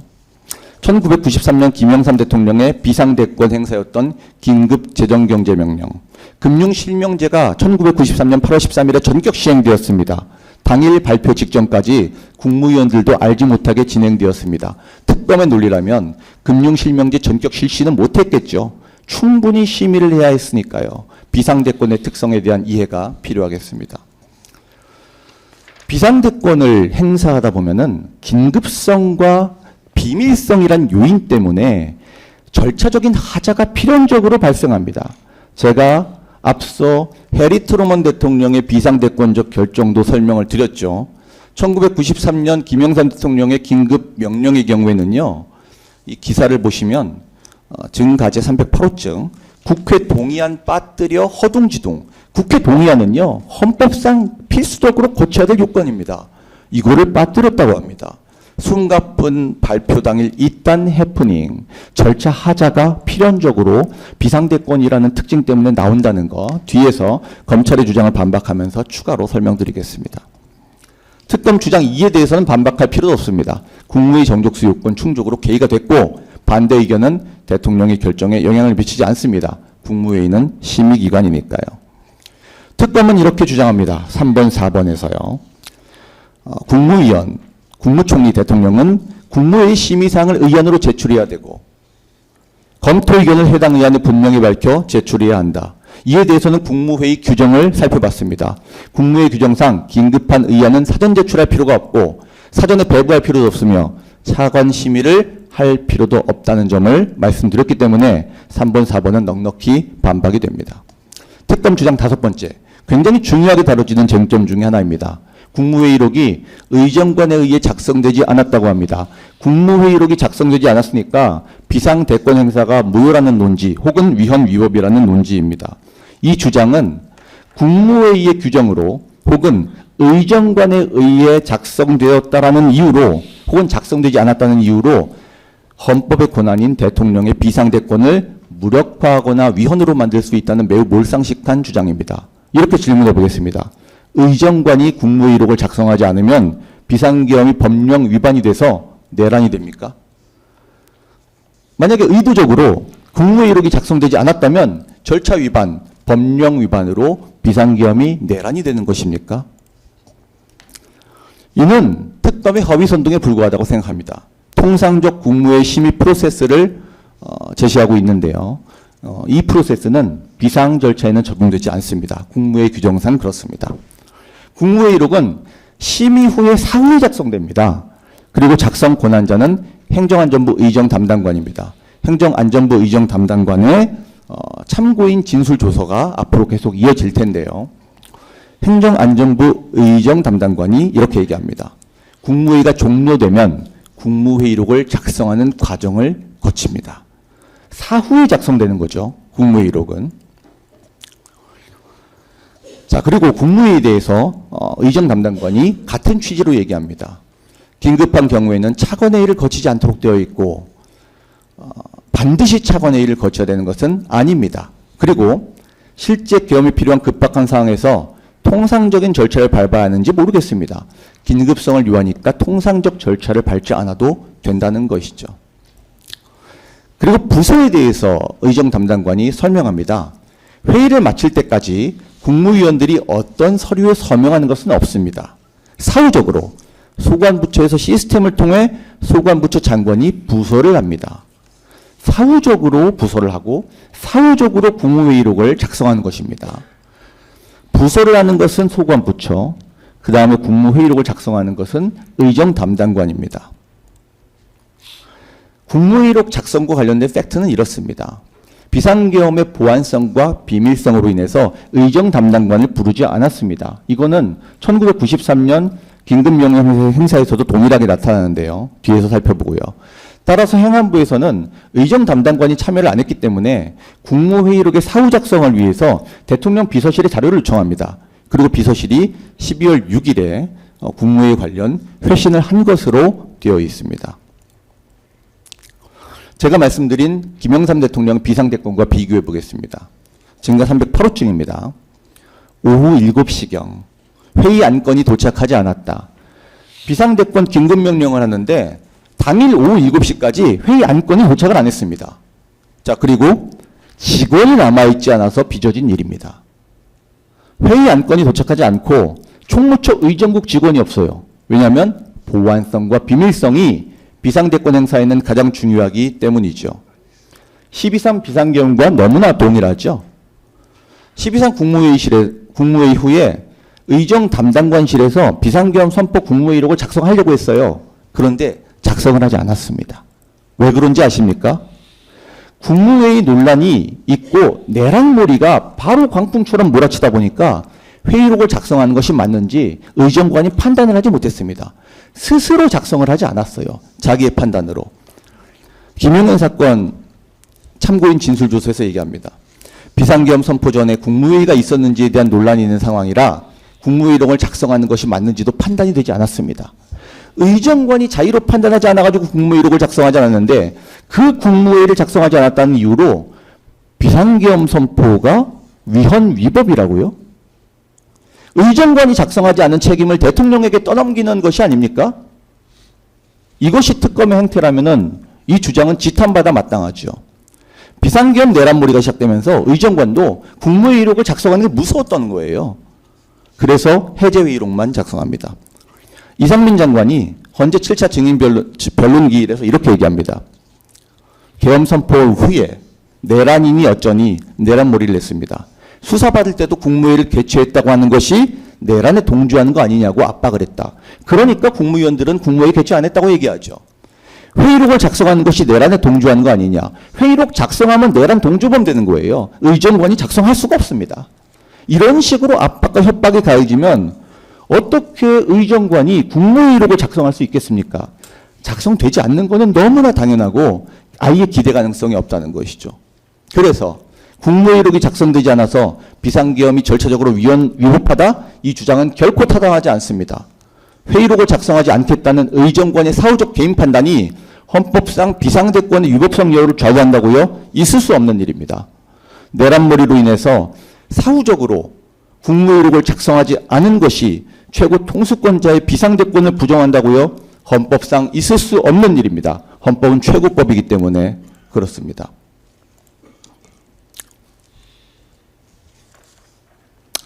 그리고 특검에서 이렇게 주장합니다. 국무회의에서 계엄의 종류, 지역, 시행일시, 계엄사령관의 심의가 없었다. 이는 비상계엄 선포문을 보면 해결됩니다. 비상계엄 선포문을 보면 계엄의 종류, 계엄 지역, 시행일시, 계엄사령관이 나와 있죠. 맨날에 대통령이라고 쓰여 있고요. 비상계엄 선포문을 나눠주고 있는 모습은 CCTV에 나와 있습니다. 마지막으로 국회 통고와 부서 절차 위반 주장에 대해서 살펴보겠습니다. 부서 절차는 사후적으로 소관부처 시스템을 통해서 이루어진다고 말씀드렸잖아요. 이 소관부처는 국방부입니다. 그런데 소관부서 국방부에서 부서 결재를 올리지 않았어요. 그러니까 사후적으로 부서를 할 수가 없는 겁니다. 그리고 국무회의 현장 회의록에 부서를 하는 것이 아니에요. 헌법재판소 7차 변론기일에서 김영두 재판관이 이렇게 물어봅니다. 국무회의 회의록에는 평상시에 부서를 안 하나요? 네, 부서를 안 합니다. 김영두, 그렇군요. 배 변호사 잠깐만요. 제가 요거는 좀 설명을 하겠습니다. 이 국무회의 회의록에 부서하는 것이 아니고요. 국무회의를 하게 되면 이제 각 부처에서 올라오는 대통령령이라던가 이런 것들이 있거든요. 그러면 그런 거에 대해서는 그 부처 장관과 총리와 대통령이 그 나중에 부서를 하는 거지, 전체 국무위원이 그날 있었던 국무회의의 회의록에 대해 그 자체에 대해서 부서하는 것은 아닙니다. 네. 자, 설명. 네, 거의 다 끝났습니다. 1993년 김영삼 대통령의 긴급명령 사례를 다시 역사적으로 살펴볼 필요가 있습니다. 자, 당시 긴급명령은 법령이죠. 그래서 공고를 해야 됩니다. 근데 극비리에 만드는 비밀성이 중요하기 때문에 이렇게 결정했어요. 방송에 발표하는 것으로 관보게재, 즉 공고를 가름한다. 방송 대국민 담화 발표하는 것으로 관보게재, 공고를 대신한 건데 이 비밀성이 중요한 비상대권의 특징 때문에 절차하자가 전혀 문제가 안 됐습니다. 심지어 국회에 대한 보고, 긴급명령에 대한 보고는 마치 통고와도 법적 성격이 같은 것입니다. 국회 보고마저도 방송으로 제안을 하게 됩니다. 이 부총리가 회의 안건을 받아보니 국회 동의안이 빠져 있었다. 국회 보고는 헌법 76조 3항의 요건입니다. 대통령은 지체 없이 국회에 보고하여 그 승인을 얻어야 한다. 그런데 국회 보고와 승인을 방송으로 구두 제안하게 됩니다. 방송을 통해서 대국민 담화를 해가지고 구두 제안을 해가지고 보고를 대신한 거예요. 각하. 착오로 국회 동의가 빠졌습니다. 각하께서 구두로 제안하는 수밖에 없겠습니다. 김영삼 대통령은 구두로 제안을 하고 이 절차가 전혀 문제가 되지 않았습니다. 증가 제330호증 헌법재판소 1996년 결정문 제출했습니다. 1993년 긴급명령의 요건 구비 여부, 절차적 요건의 구비 여부에 관하여 문제점을 찾아볼 수 없다. 긴급명령은 헌법이 정한 절차와 요건에 따라서 헌법의 한계 내에서 발표된 것이다. 이것이 비상대권의 특징을 반영하는 것입니다. 지체 없이 국회에 통과하지 않았다는 주장에 대해서는 과거 통고 사례를 보면은 논박이 됩니다. 1980년 5월 17일 비상계엄 선포는 10일 후인 1980년 5월 27일에 통고가 되었습니다. 계엄 선포는 2시간 30분 만에 계엄 해제가 의결되었기 때문에 통고 시간조차 없었고 금융실명제처럼 방송 대국민 담화로 통고를 구두 제안했다고 보는 것이 타당합니다. 결국 부서와 통고에 대한 몰이해로 특검은 헌법을 왜곡했다고 보면 정확하다고 생각합니다. 부서 결재를 올리지 않는 소관 부처 책임을 대통령에게 전가해서는 안 될 것입니다. 부서는 사후에 이루어지는데도 비상계엄 선포문이나 회의록에 부서하는 것처럼 조사가 이루어졌습니다. 국가 긴급권 행사, 비상대권은 극비리에 진행됩니다. 1993년처럼 방송으로 국회 보고와 승인, 공고를 구두 제안하거나 발표할 수 있고 이것은 헌법재판소에서 전혀 절차적 문제가 되지 않았습니다. 이런 국가 긴급권의 특징이 반영되어 부서와 통고가 해석되어야 합니다.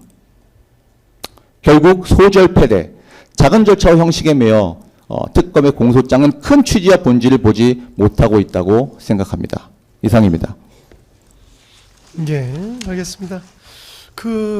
일단 시간은 원래 8시간, 최대 8시간까지 말씀하셨는데 이제 한 6시간 됐거든요. 6시간, 한 2시간 정도 더 드릴 수 있는데 그 시간 안에는 좀 끝내주셔야 될 것 같아요. 그렇다고 뭐 칼같이 막 자르진 않겠지만 제가 보기에는 변호인들께서 조금 시간 안배를 조금 이렇게 균형적으로 하셨어야 되는데 각자 이제 하실 말씀 하시다 보니까 조금 그런 점에서 좀 아쉽네요. 일단 재판부에서는 2시간 계획만 말씀드립니다.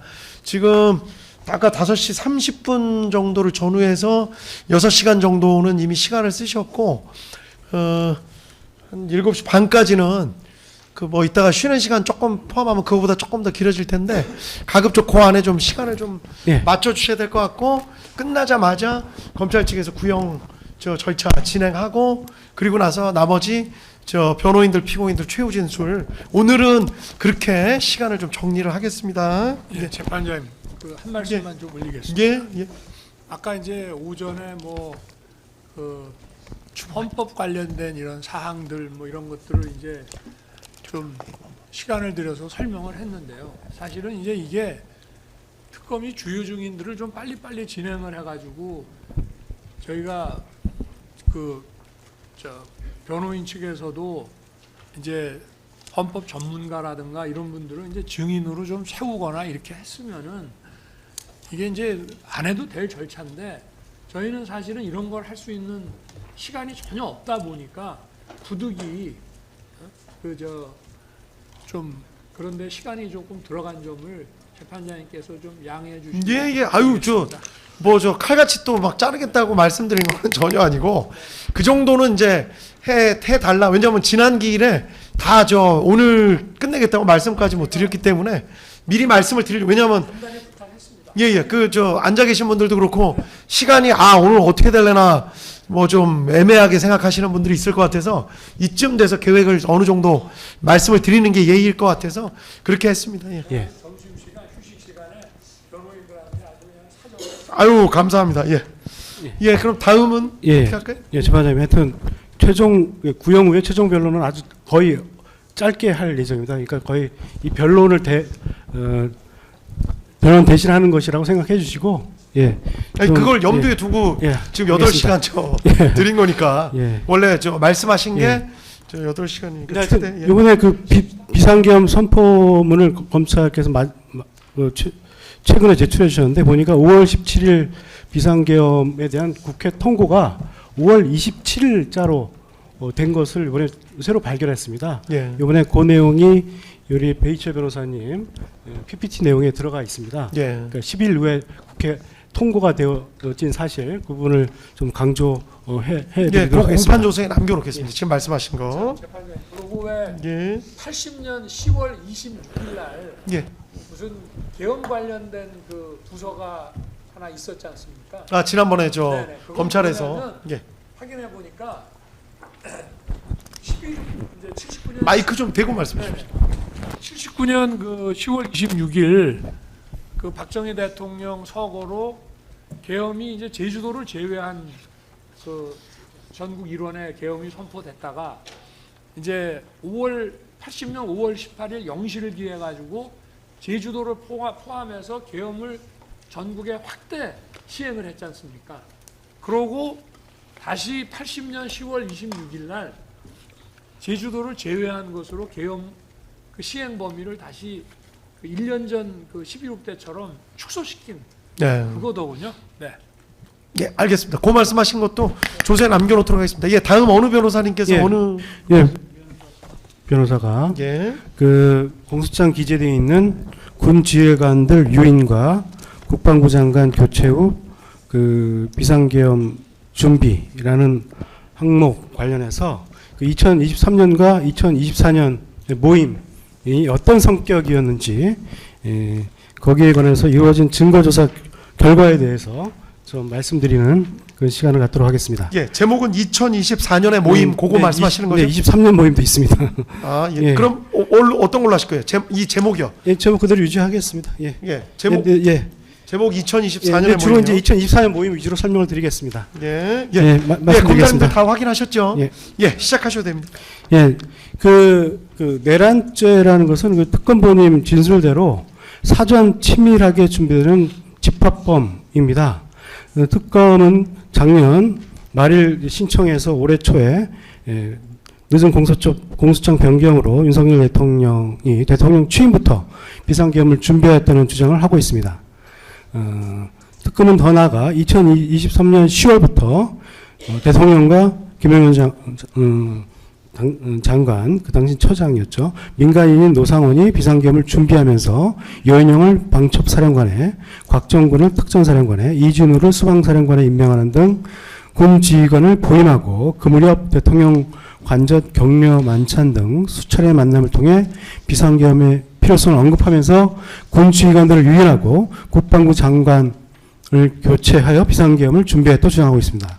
그러나 윤 대통령은 공소장 기재와 같이 군 지휘관들의 만찬 모임에서 비상계엄의 필요성을 언급한 적이 없을 뿐만 아니라 비상계엄을 준비하기 위한 과정에서 군 지휘관을 만나고 국방부 장관 등 지휘관들을 보임한 것이 아닙니다. 2023년 말부터 2024년경에 있었던 군 지휘관들의 모임은 통상적인 업무 관련 모임이고 상식적으로 이런 식사와 음주를 겸하는 자리에서 내란을 계획하고 획책했다는 것은 상식에 벗어나는 주장입니다. 2페이지 보겠습니다. 당시 국방부 장관으로서 해당 군지휘관들의 인사를 시행한 신원식은 곽종근, 이진우, 여인영 사령관의 보직은 정상적인 인사 시스템에 따른 것이라고 진술하였고 이 3인의 사령관 진급에 당시 경호처장인 김용현이 관여한 사실이 없다고 진술했습니다. 4페이지, 5페이지 넘어가겠습니다. 그 다음에 곽종근을 비롯한 각 사령관들과 김영현은 공이, 특전사, 방첩사, 수방사는 모두 경호작전 부대로서 대통령 경호처의 유관기관으로 서로 소통하는 것은 당연한 일이라고 진술하고 있습니다. 김영현은 대통령 각 경호작전 부대로서 3인의 사령관들이 오히려 경쟁하고 갈등하는 경우도 있어. 이런 것을 방지하고 조화롭게 운영되게 하기 위해서 외부의 조언을 듣고 이런 모임을 갖게 되었다고 진술하였고 상식적인 진술이라고 생각됩니다. 다음 2024년 3월 말부터 4월 초 사이에 있었던 대통령 안가 모임에 대해서 보겠습니다. 변경된 공소장은 갑자기 이 모임의 일자를 3월 29일로 특정하고 있습니다. 이 일자를 갑자기 3월 29일로 특정한 근거는 무엇인지 알 수 없습니다. 하여튼 이 모임에서 대통령, 신원식 국방부 장관, 김용현 경호처장, 조태용 국정원장, 여인영 사령관이 모였는데요. 해당 모임은 종전과 같이 격려 식사 모임이었고 김용현, 여인영, 조태용은 일반적인 시국 이야기가 있었으나 대통령이 이런 이야기는 해당 모임뿐만 아니라 다른 모임에서도 자주 하는 이야기였다고 진술했고 이 모임에서 비상계엄이나 비상대권에 관한 언급이 있었다고 진술하는 사람은 없었습니다.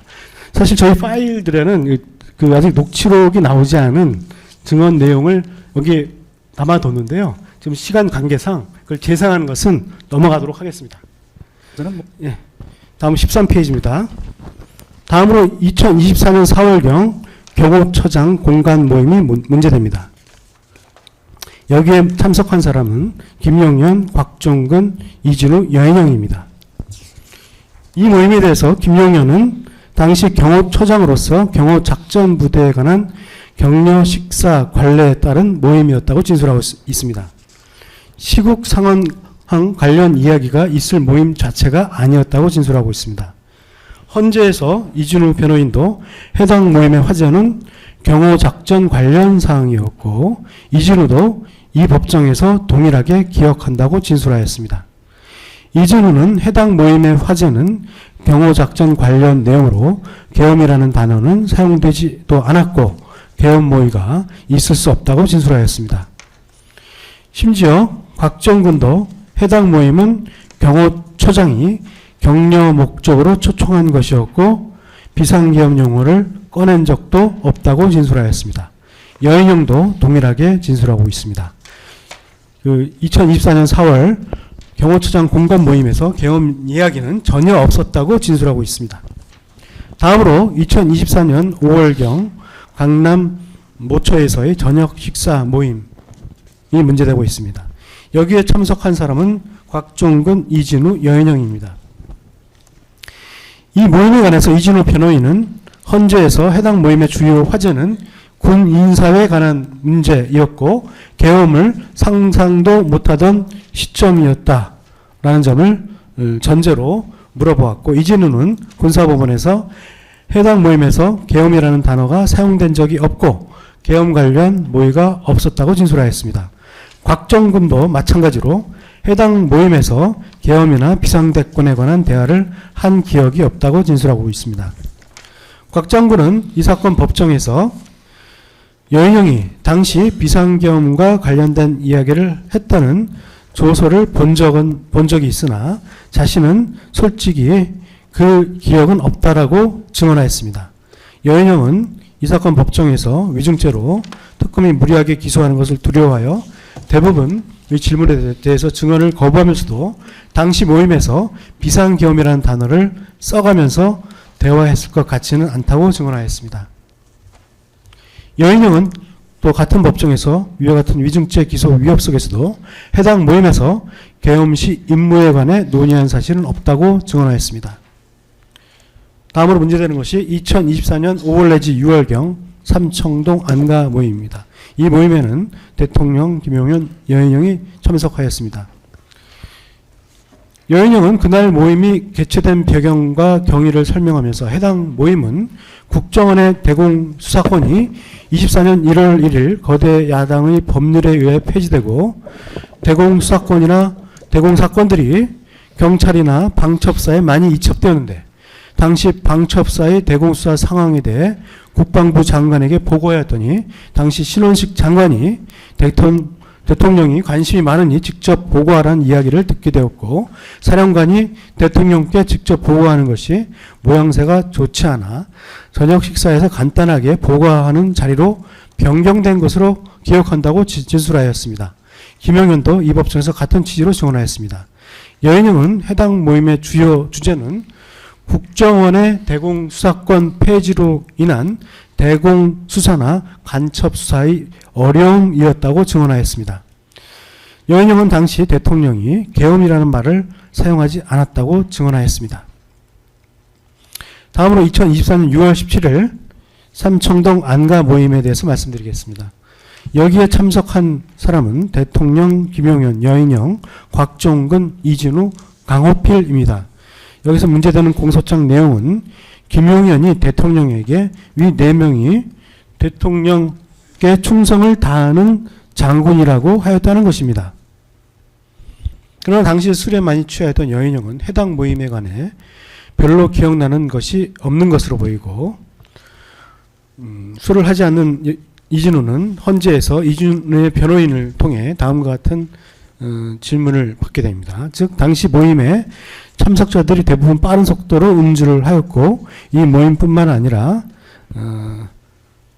어떤 종교적인 이유로 술을 먹지 않은 이진우는 이 모임에서 대통령의 국정 철학이나 캐치프레이즈인 새로운 대한민국의 의미를 묻는 질문을 하자 대통령이 이에 대해 설명하면서 이진우가 훌륭하다고 하면서 이진우를 칭찬하였고 김용현 경호처장이 어색한 분위기를 바꾸려고 나머지 참석한 4명의 장군들 모두 훌륭한 장군들이라는 취지로 바라는 것이냐고 이진우에게 물었고 이진우는 이와 같은 변호인의 질문이 본인의 기억이라고 증언하였습니다.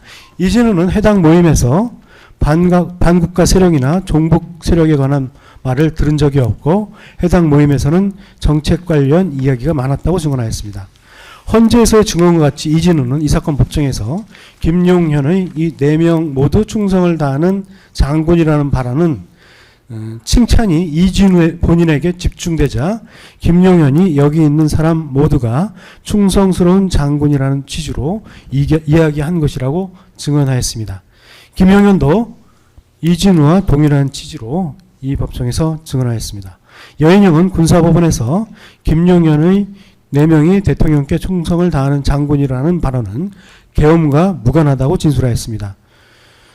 증거 능력이 없는 곽정근의 추가 자수에도 심지어 이 모임에서 계엄과 관련된 내용의 대화는 없었다고 기재하고 있고, 김용현이 4명이 대통령께 충성을 다하는 장군이라는 발언은 축혀 세우는 말이라고 기재하였습니다. 김용현도 동일한 취지로 증언하면서 당시 모임에서 계엄 이야기는 없었다고 증언한 것입니다. 곽정구도 해당 모임에서 시국 관련 대화와 시국을 걱정하는 내용은 있었지만 시국 관련해서 무슨 조치를 하겠다든지 특별한 계획을 이야기한 적은 없고 대통령으로서 어려움을 토로하였고 뭘 어떻게 하라고 하는 그런 대화는 없었다고 증언하였습니다. 보편적으로 반국가 세력에 관한 이야기는 있었지만 비상계엄에 대한 모의가 없었다고 증언하였습니다. 국가와 헌법 수호의 의무가 있는 대통령이 반국가 세력에 관하여 이야기하는 것이 당연한 것이고 문제가 되는 것이라고는 생각하지 않습니다. 이진우도 당시 비상대권, 비상조치라는 말 그리고 계엄이라는 단어를 듣지 못하였다고 증언하였습니다. 여인영도 계엄에 관한 구체적 계획을 들은 적이 없다고 진술하였습니다. 다음으로 2024년 8월 초순경 대통령 관저 보고 모임을 에 관해서 말씀드리겠습니다. 이 모임에 참석은 대통령, 김용현, 여인영입니다. 여인영은 이 모임에서 2024년 8월 초순경 발생한 정보사 간첩 사건에 관하여 수사 경과를 보고하기 위한 자리였다고 진술하고 있습니다. 대통령이 비상조치권을 사용해서 어떠한 특정 사람들에 대한 조치를 해야겠다라는 말을 한 적이 없고 그날 화제 자체가 정보사 간첩 사건과 다른 군 관련 대공수사 사건, 간첩 관련 이야기들이었다고 진술하고 있습니다.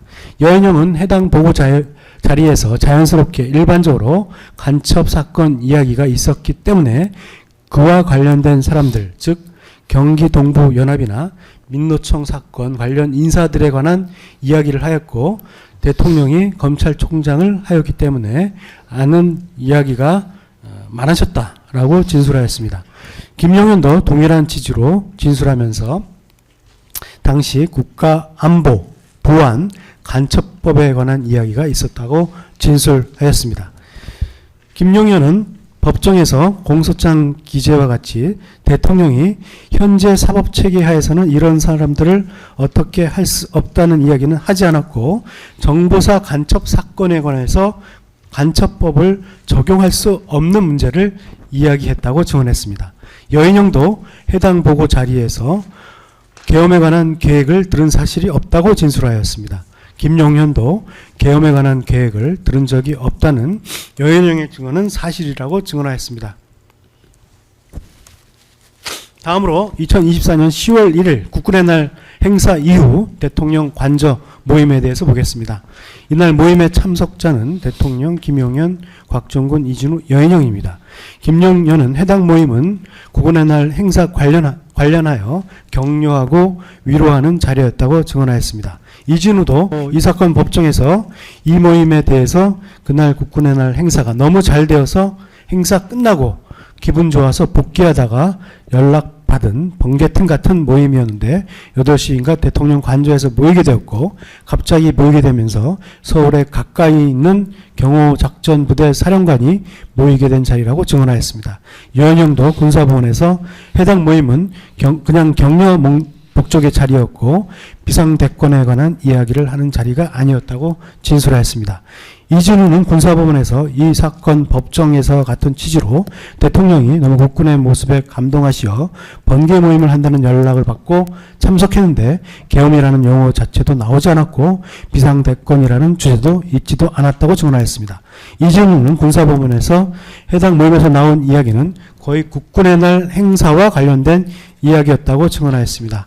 김영현도 이 사건 법정에서 국군의 날 관련해서 격려하는 자리였고 시국 상황 이야기 등을 할 만한 무거운 자리가 아니었다고 진술하였습니다.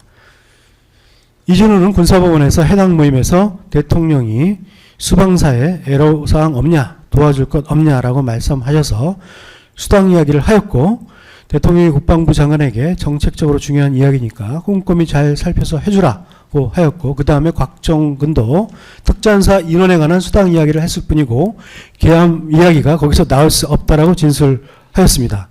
이준우는 이 사건 법정에서도 동일한 취지로 증언하였습니다. 김영현도 이 사건 법정에서 국회 선관위 확보 이야기할 상황도 아니고 한 기억도 없고 해당 모임의 화제는 대통령이 격려하시면서 각 부대의 애로사항을 묻고 특전사와 수방사가 답변하고 장관께서 잘 살펴보고 조치해달라는 이야기가 있었다고 증언하였습니다. 이준우는 한편 군사법원에서 선관위 등 6개 장소를 확보해야 한다는 말이 있었다고 하는데 확보해야 한다는 장소 이야기 자체가 없었다고 왜 그런 얘기 자체가 전혀 없었는데 저런 얘기가 나오는지 잘 모른다고 증언하였습니다. 이진우는 이 사건 법정에서도 확보한다는 이야기는 말도 안 되고 들은 기억도 없다. 그런 이야기를 할 상황도 아니라고 증언하였습니다.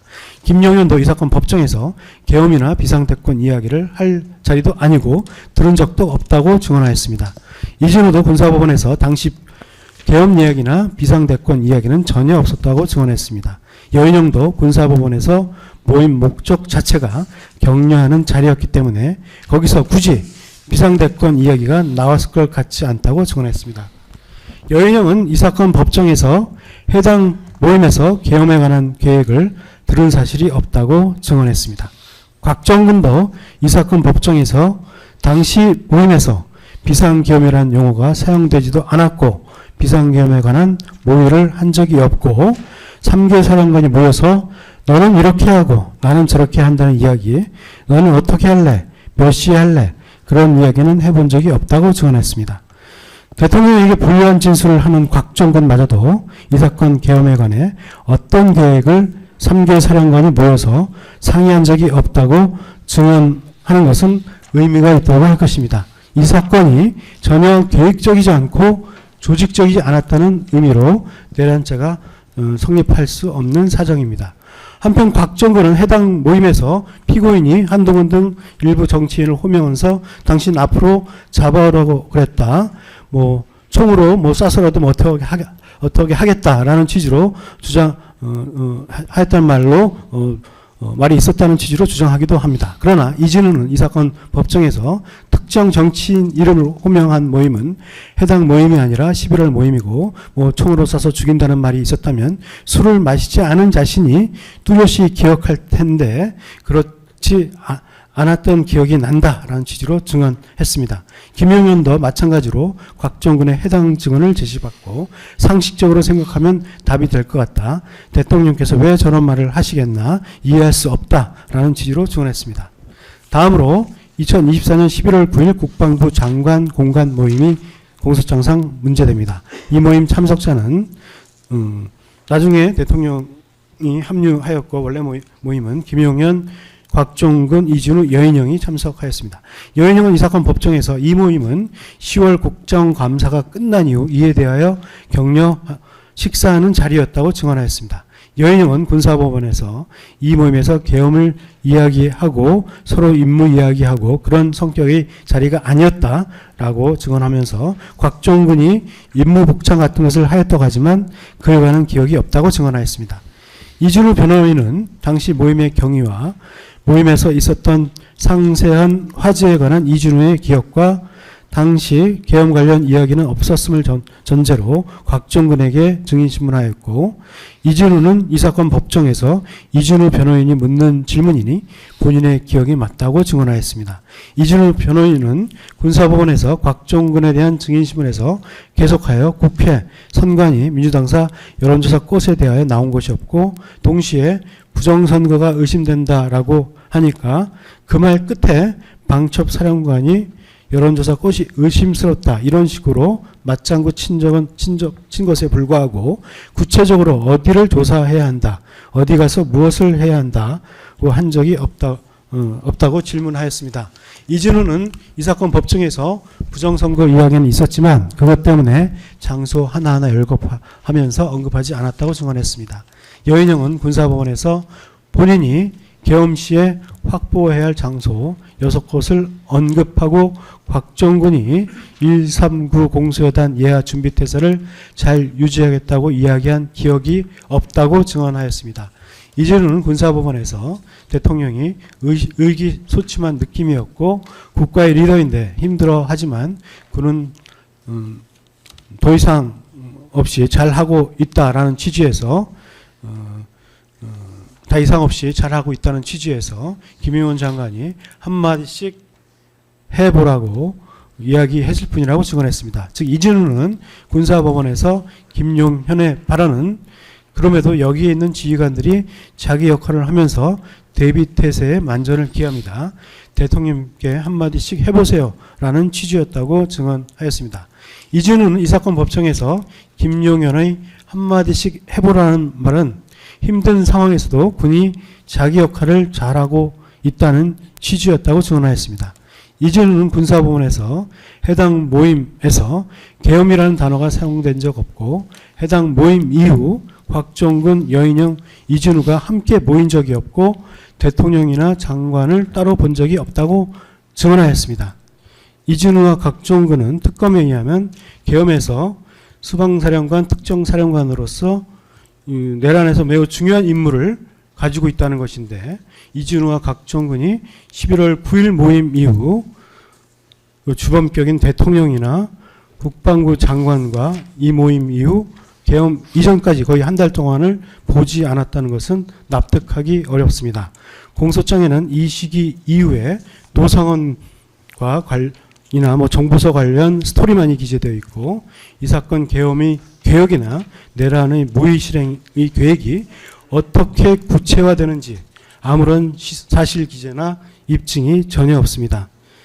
김용현은 이 사건 법정에서 해당 모임에서 비상계엄 관련 이야기는 없었고 단지 일반적인 대비태세 관련하여 각 사령관들의 노력에 관한 이야기가 있었다고 증언하였습니다. 김용현은 이 사건 법정에서 해당 모임에서 계엄이나 특별한 방법에 관한 말을 들은 적이 없다고 증언하였습니다. 특검은 11월 9일 군 지휘관들이 피고인의 비상계엄에 동조하고 참여할 것을 결의하는 등 모의를 구체화하였다고 변경된 공소장에 기재하였습니다. 그러나 모두 사실이 아니고 이를 인정할 증거가 없습니다. 그리고 공소장 기재에 의하더라도 구체적인 계획이 없이 계엄에 동조하고 일반적인 대비태세를 갖추거나 갖추었다는 말을 하였다고 하더라도 내란의 공모나 모의가 있다고 볼 수 없습니다. 다음은 2024년 11월 30일 대통령 관저보고 모임입니다. 이 모임의 참석자는 대통령, 김용현, 여인영입니다. 이 당시에는 대통령은 계엄을 실행할 수 있다는 마음을 가지고 있었던 것으로 보이고 이 부분에 관해서는 국방부 장관인 김용현과 이때부터 의사교환이 있었던 것으로 보입니다. 그러나 여인영은 이에 대하여 대통령이나 국방부 장관과 의사소통이 없었던 것으로 보입니다. 즉 대통령과 장관은 여인영에게까지 계엄 선포 가능성에 관해서 이야기를 하지 않은 것입니다. 여인영은 군사법원에서 당시 부산 해작사에서 중국인들이 드론을 이용하여 미 항공모함을 몰래 촬영한 사건이 문제되어 이를 보고하기 위한 자리였다고 증언하였습니다. 여인영은 이 사건 법정에서 대통령에게 부산 해작사 사건 보고를 마친 후 10시쯤 대통령 공간에서 나오면서 장관에게 그 다음 날부터 이틀 동안 휴가를 다녀오겠다고 보고하였고 장관으로부터 승인을 받았으며 실제로 12월 1일과 12월 2일 실제로 휴가를 다녀왔다는 점에 주목할 필요가 있습니다. 여인영이 대통령과 장관으로부터 계엄 선포에 관한 이야기를 듣고 나오는 자리에서 바로 휴가를 다녀오겠다고 하는 것이 내란을 계획하고 실행하려는 사람들의 태도라고 볼 수 있는지 의문입니다. 여인영도 공소장에 의하면 11월 9일 대통령 장관 관저 모임에서 모임을 가진 후 11월 30일까지 전혀 등장하지 않습니다. 계엄 선포 시 중요한 역할을 하는 방첩사령관이 이와 같이 계엄의 모의와 실행에 관여하지 않는 것을 어떻게 이해할 수 있겠습니까? 특검은 여인형 수첩 내용을 문제 삼고 있지만 그 정도의 개인 메모가 계엄의 실행 계획이라고 할 수 있는지 의문이고, 오히려 그 내용은 12.3 비상계엄의 내용과도 다른 점이 많이 기재되어 있습니다. 여인형은 군사법원에서도 11월 30일 대통령 간접 모임에서 대통령이 비상계엄을 선포하리라는 것을 전혀 몰랐다고 증언하였습니다. 김영현도 이 사건 법정에서 대통령 관심사인 중국인 드론 군시설 촬영 문제로 간첩죄 개정 문제에 대한 보고가 있었을 뿐이고, 대통령, 여인형 그리고 장관 세 사람이 같이 있었을 때 계엄 관련 이야기는 없었다고 증언하였습니다. 김영현은 계속 당시 여인형으로부터 보고를 받는 자리로서 특별히 심각하거나 무거운 이야기를 하는 자리가 아니었다고 증언하였습니다. 특검이 비상계엄의 준비라고 주장하는 모임들은 모두 각기 다른 이유가 있어서 대통령과 경호처장 또는 국방부 장관 그리고 경호 관련 부대장인 특전사, 수방사, 방첩사 사령관들 그 이외의 군 지휘관들이나 안보와 관련된 사람들이 모이는 모임이었습니다. 한두 달에 한 번씩 저녁 모임을 한 것입니다. 당시 모임에 참석했던 사람들 중에 곽종근 여인형은 몸이 아플 정도로 술을 많이 마셨던 것으로 보이는데, 내란으로 될 수 있는 비상계엄을 모의하고 논의하는 사람들이 술에 만취하여 논의한다는 것도 상식적이지 않을 뿐만 아니라 논의 내용이 아무런 구체성이 없습니다. 이를 가지고 내란의 사전 모의라고 할 수 있는 것인지 의문입니다. 대통령이 이 사건 계엄을 24년 11월 말경부터 생각하게 되었다고 하고 있고, 그 즈음에 국방부 장관 김영현과 상의를 하였을 뿐이며 다른 사령관들과 논의조차 하지 않았다고 하는 것이 그동안의 증거조사 결과입니다. 설사 대통령이 모임 참석자들에게 헌법상 권한인 비상조치에 관한 언급을 하였다고 하여 구체적인 계획을 수립한 적도 없고 참석자들과 구체적인 계획을 논의한 적도 없는데, 이와 같은 모임을 계엄과 내란의 모의로 판단하는 것은 내란죄의 특성과 부합하지 않는 것으로 변광부회적인 주장이라고 할 것입니다. 이상입니다. 예, 해당 부분 스크립트 있으시면 나중에 스크립트 좀 제출해 주십시오. 예. 정리하셔가지고 한 꼭지만 더 하고 좀 쉬면 어떨까 싶은데요. 한 꼭지 더 좀 가능할까요? 지금 바로? 자리를 바꿔야 예. 지금 정도 스피드로 해주시면 다 할 수 있을 것 같은데요. 예. 이번엔 이경원 변호사님이 하시나요? 네. 예, 제목은 계엄사령부 관련해가지고 예, 관련해서 말씀드리겠습니다. 제목을 아예 짧습니다. 일단 불러주시죠.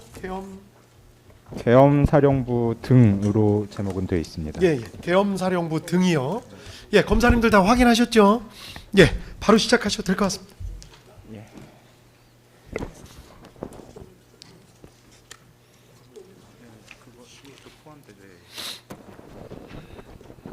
예, 그 계엄사령부와 관련한 부분은 정말 아무것도 없는 것을 확대 해석해 많은 분들이 고통받고 있는 내용입니다.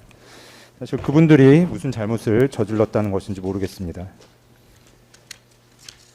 변경공수사실 50년에는 육군참모총장의 국방부 장관 접견실 대기라는 목차 하에 김용현 장관이 박안수 총장과 만나고 21시 40분경까지 국방부 장관 접견 대기실로 와 있어라 라고 지시하였다는 내용이 있습니다. 이 부분은 그 김용현 장관이 증언하신 바와 같이 그 박안수 육군참모총장을 계엄사령관으로 임명하고자 그때 부른 것에 불구하고 합참의장은 군사 대비태세에 만전을 기해야 하니 육군참모총장을 계엄사령관으로 임명한 것입니다. 법령상 문제가 있는 것도 아니고 박안수 육군참모총장은 특검이 모의라는 표현이나 아니면 유인이라고 표현하는 그런 저녁 식사에 참석한 적도 없다고 합니다. 그 정군 주요지휘관 화상회의 관련된 부분입니다. 근데 이 부분에 여인형이 VTC에 화상회의에 참석했다는 기재는 지금까지의 증거조사 결과와 다른 것 같아서 좀 의문이 있고요. 뭐 당시 분위기를 상황 종료하는 VTC 관련해서는 녹음이 있어서 당시의 분위기나 이런 측면을 알 수 있지만 지금 이 부분에 대해서는 비상계엄 선포 직후의 VTC에 대해서는 저희가 합참이나 그쪽에 뭐 윤소동 부촉탁 신청을 해봤는데도 답이 없어서 좀 아쉽기는 하지만 어쨌든 상황 종료 당시의 VTC 녹음으로 시작할 때의 상황도 충분히 유추가 가능한 것 같습니다. 근데 이때서야 이제 계엄을 선포하고 나서야 계엄 상황실 설치를 명한 점에서 사전 병력 출동 지시도 없었고 그리고 내란의 치밀한 사전 계획 등도 전혀 없었다는 사실을 오히려 공소장 자체를 통해서 확인할 수 있는 것입니다. 그동안의 증거조사로 알고 계시다시피 그 후 상황 종료 시까지 계엄 상황실은 구성도 안 되었다고 하고 사실은 처음 들어갈 때는 전원 스위치도 못 찾아가지고 불도 못 켜고 안에는 책상과 전화선이 몇 개 나와 있는 정도였다는 것이 뭐 증인으로 나왔거나 아니면은 저희가 동의한 조서 중에 공통된 내용입니다. 변경공소사실 58에서 59면에는 비상계엄 선포문의 미공고 그리고 계엄사령부 포고령 발령이라는 목차가 있는데 보시다시피 계엄 선포문은 법령에 정해진 형식, 절차에 따른 것으로서 계엄의 종류, 계엄 지역, 시행 일시, 계엄 사령관 등이 모두 기재되어 있고 바로 이 문건이 국무회의 안건으로 심의되었다는 것입니다. 비상계엄 선포문이 공고되지 못한 경위는 전하규 대변인의 증언에서 드러났듯이 그냥 연락이 안 돼서 그러니까 대통령실에 연락이 안 돼서 하지 못한 그런 사실적 문제일 뿐입니다.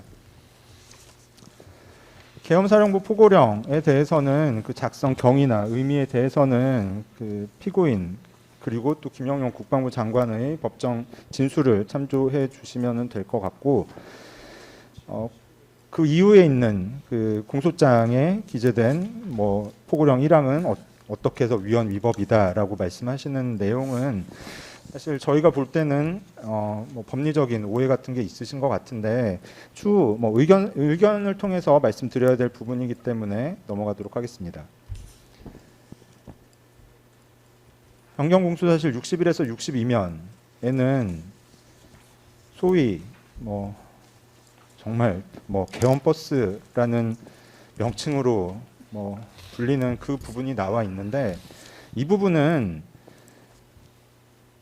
계엄사령부 직제에 따른 조직 구성 활동입니다.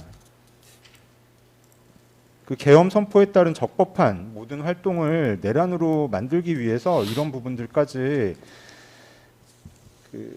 피고인이든 아니면은 다른 사람들의 공소장에 써져 있는 것은 정말 뭐 이해할 수 없을 뿐만 아니라 안타까운 일이고 그렇게 이 부분에 대해서는 넘어가겠습니다. 다음 페이지에 있는 부분도 결국에는 버스를 타셨다는 분들도 상황 종료로 인해 출발 30분 만에 복귀를 완료한 부분입니다. 그래서 이 부분은 사실 위법한 상황이 없다라는 걸로 마무리를 하도록 하겠습니다. 그 다음에 계엄 해제 요구한 가결 이유의 합참 부분이 있습니다. 변경공소사실 117에서 118면인데요.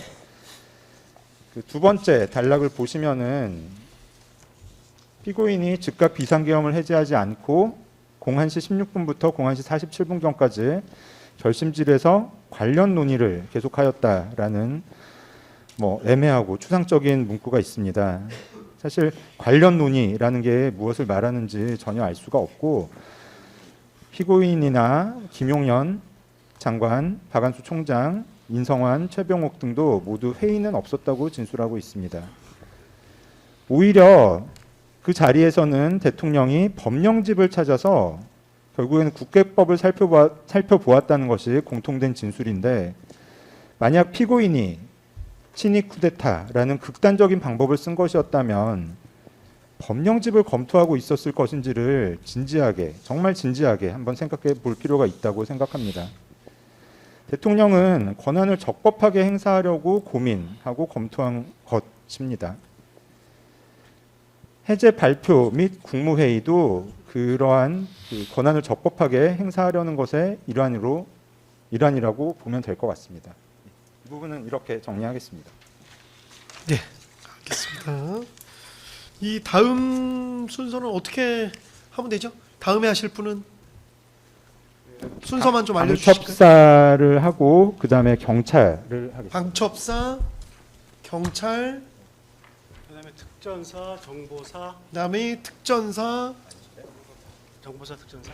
그다음이 정보사. 정보사 먼저 하겠습니다. 정보사, 특전사. 잠깐만 그다음에 순서 다시 한번. 방첩사, 경찰, 정보사, 수방사. 특전. 죄송합니다. 수방사가 있네요. 수방사. 자 순서 다시 한번. 예, 죄송합니다. 죄송합니다. 예, 방첩사, 경찰, 예, 정보사. 예, 그다음에 수방사, 수방사, 특전사. 예, 여기까지 이제 폭동의 부존재 예, 설명하는 부분이고요. 그다음에 이제 국헌문란 목적의 부존재 예. 하고 그다음에 직권남용죄 불성립. 거기까지 이런 하시면 되는 거죠? 예, 그렇습니다. 예, 알겠습니다. 검사님들 가지고 계신 목차 다 맞는지 확인 꼭 하시고 순서대로 하고 아까 말씀드렸듯이 7시 반 정도까지 좀 맞춰주셔야 되는데 물리적으로 조금 어려우실 수도 있으니까 지금 쉬는 시간에 조금 상의를 잘 하셔가지고 효율적으로 진행을 좀 해주십시오. 그리고 뭐 7시 반까지 막 칼같이 끊겠다는 건 아니니까 조금 융통성 있게 준비를 좀 해주십시오. 그리고 끝나면 지금 좀 쉬었다가 이따가 변호인들 최종적으로 정리하는 거 다 끝내고 그 다음에 조금 쉬었다가 바로 검찰에서 구형 절차 들어가는 걸로 하겠습니다. 그리고 또 최종 변론 오늘 시간이 좀 많이 걸리더라도 다 끝내야 되니까 피고인들 이따가 말씀하실 거 준비하셨으면 이따가 말씀하실 기회 드릴 때 그때 효율적으로 이렇게 말씀해 주시면 됩니다. 아시겠죠? 예. 지금 6시 17분인데 13분 정도 쉴까요? 6시 반에 좀 쉬었다가 6시 반에 계속해서 진행하겠습니다.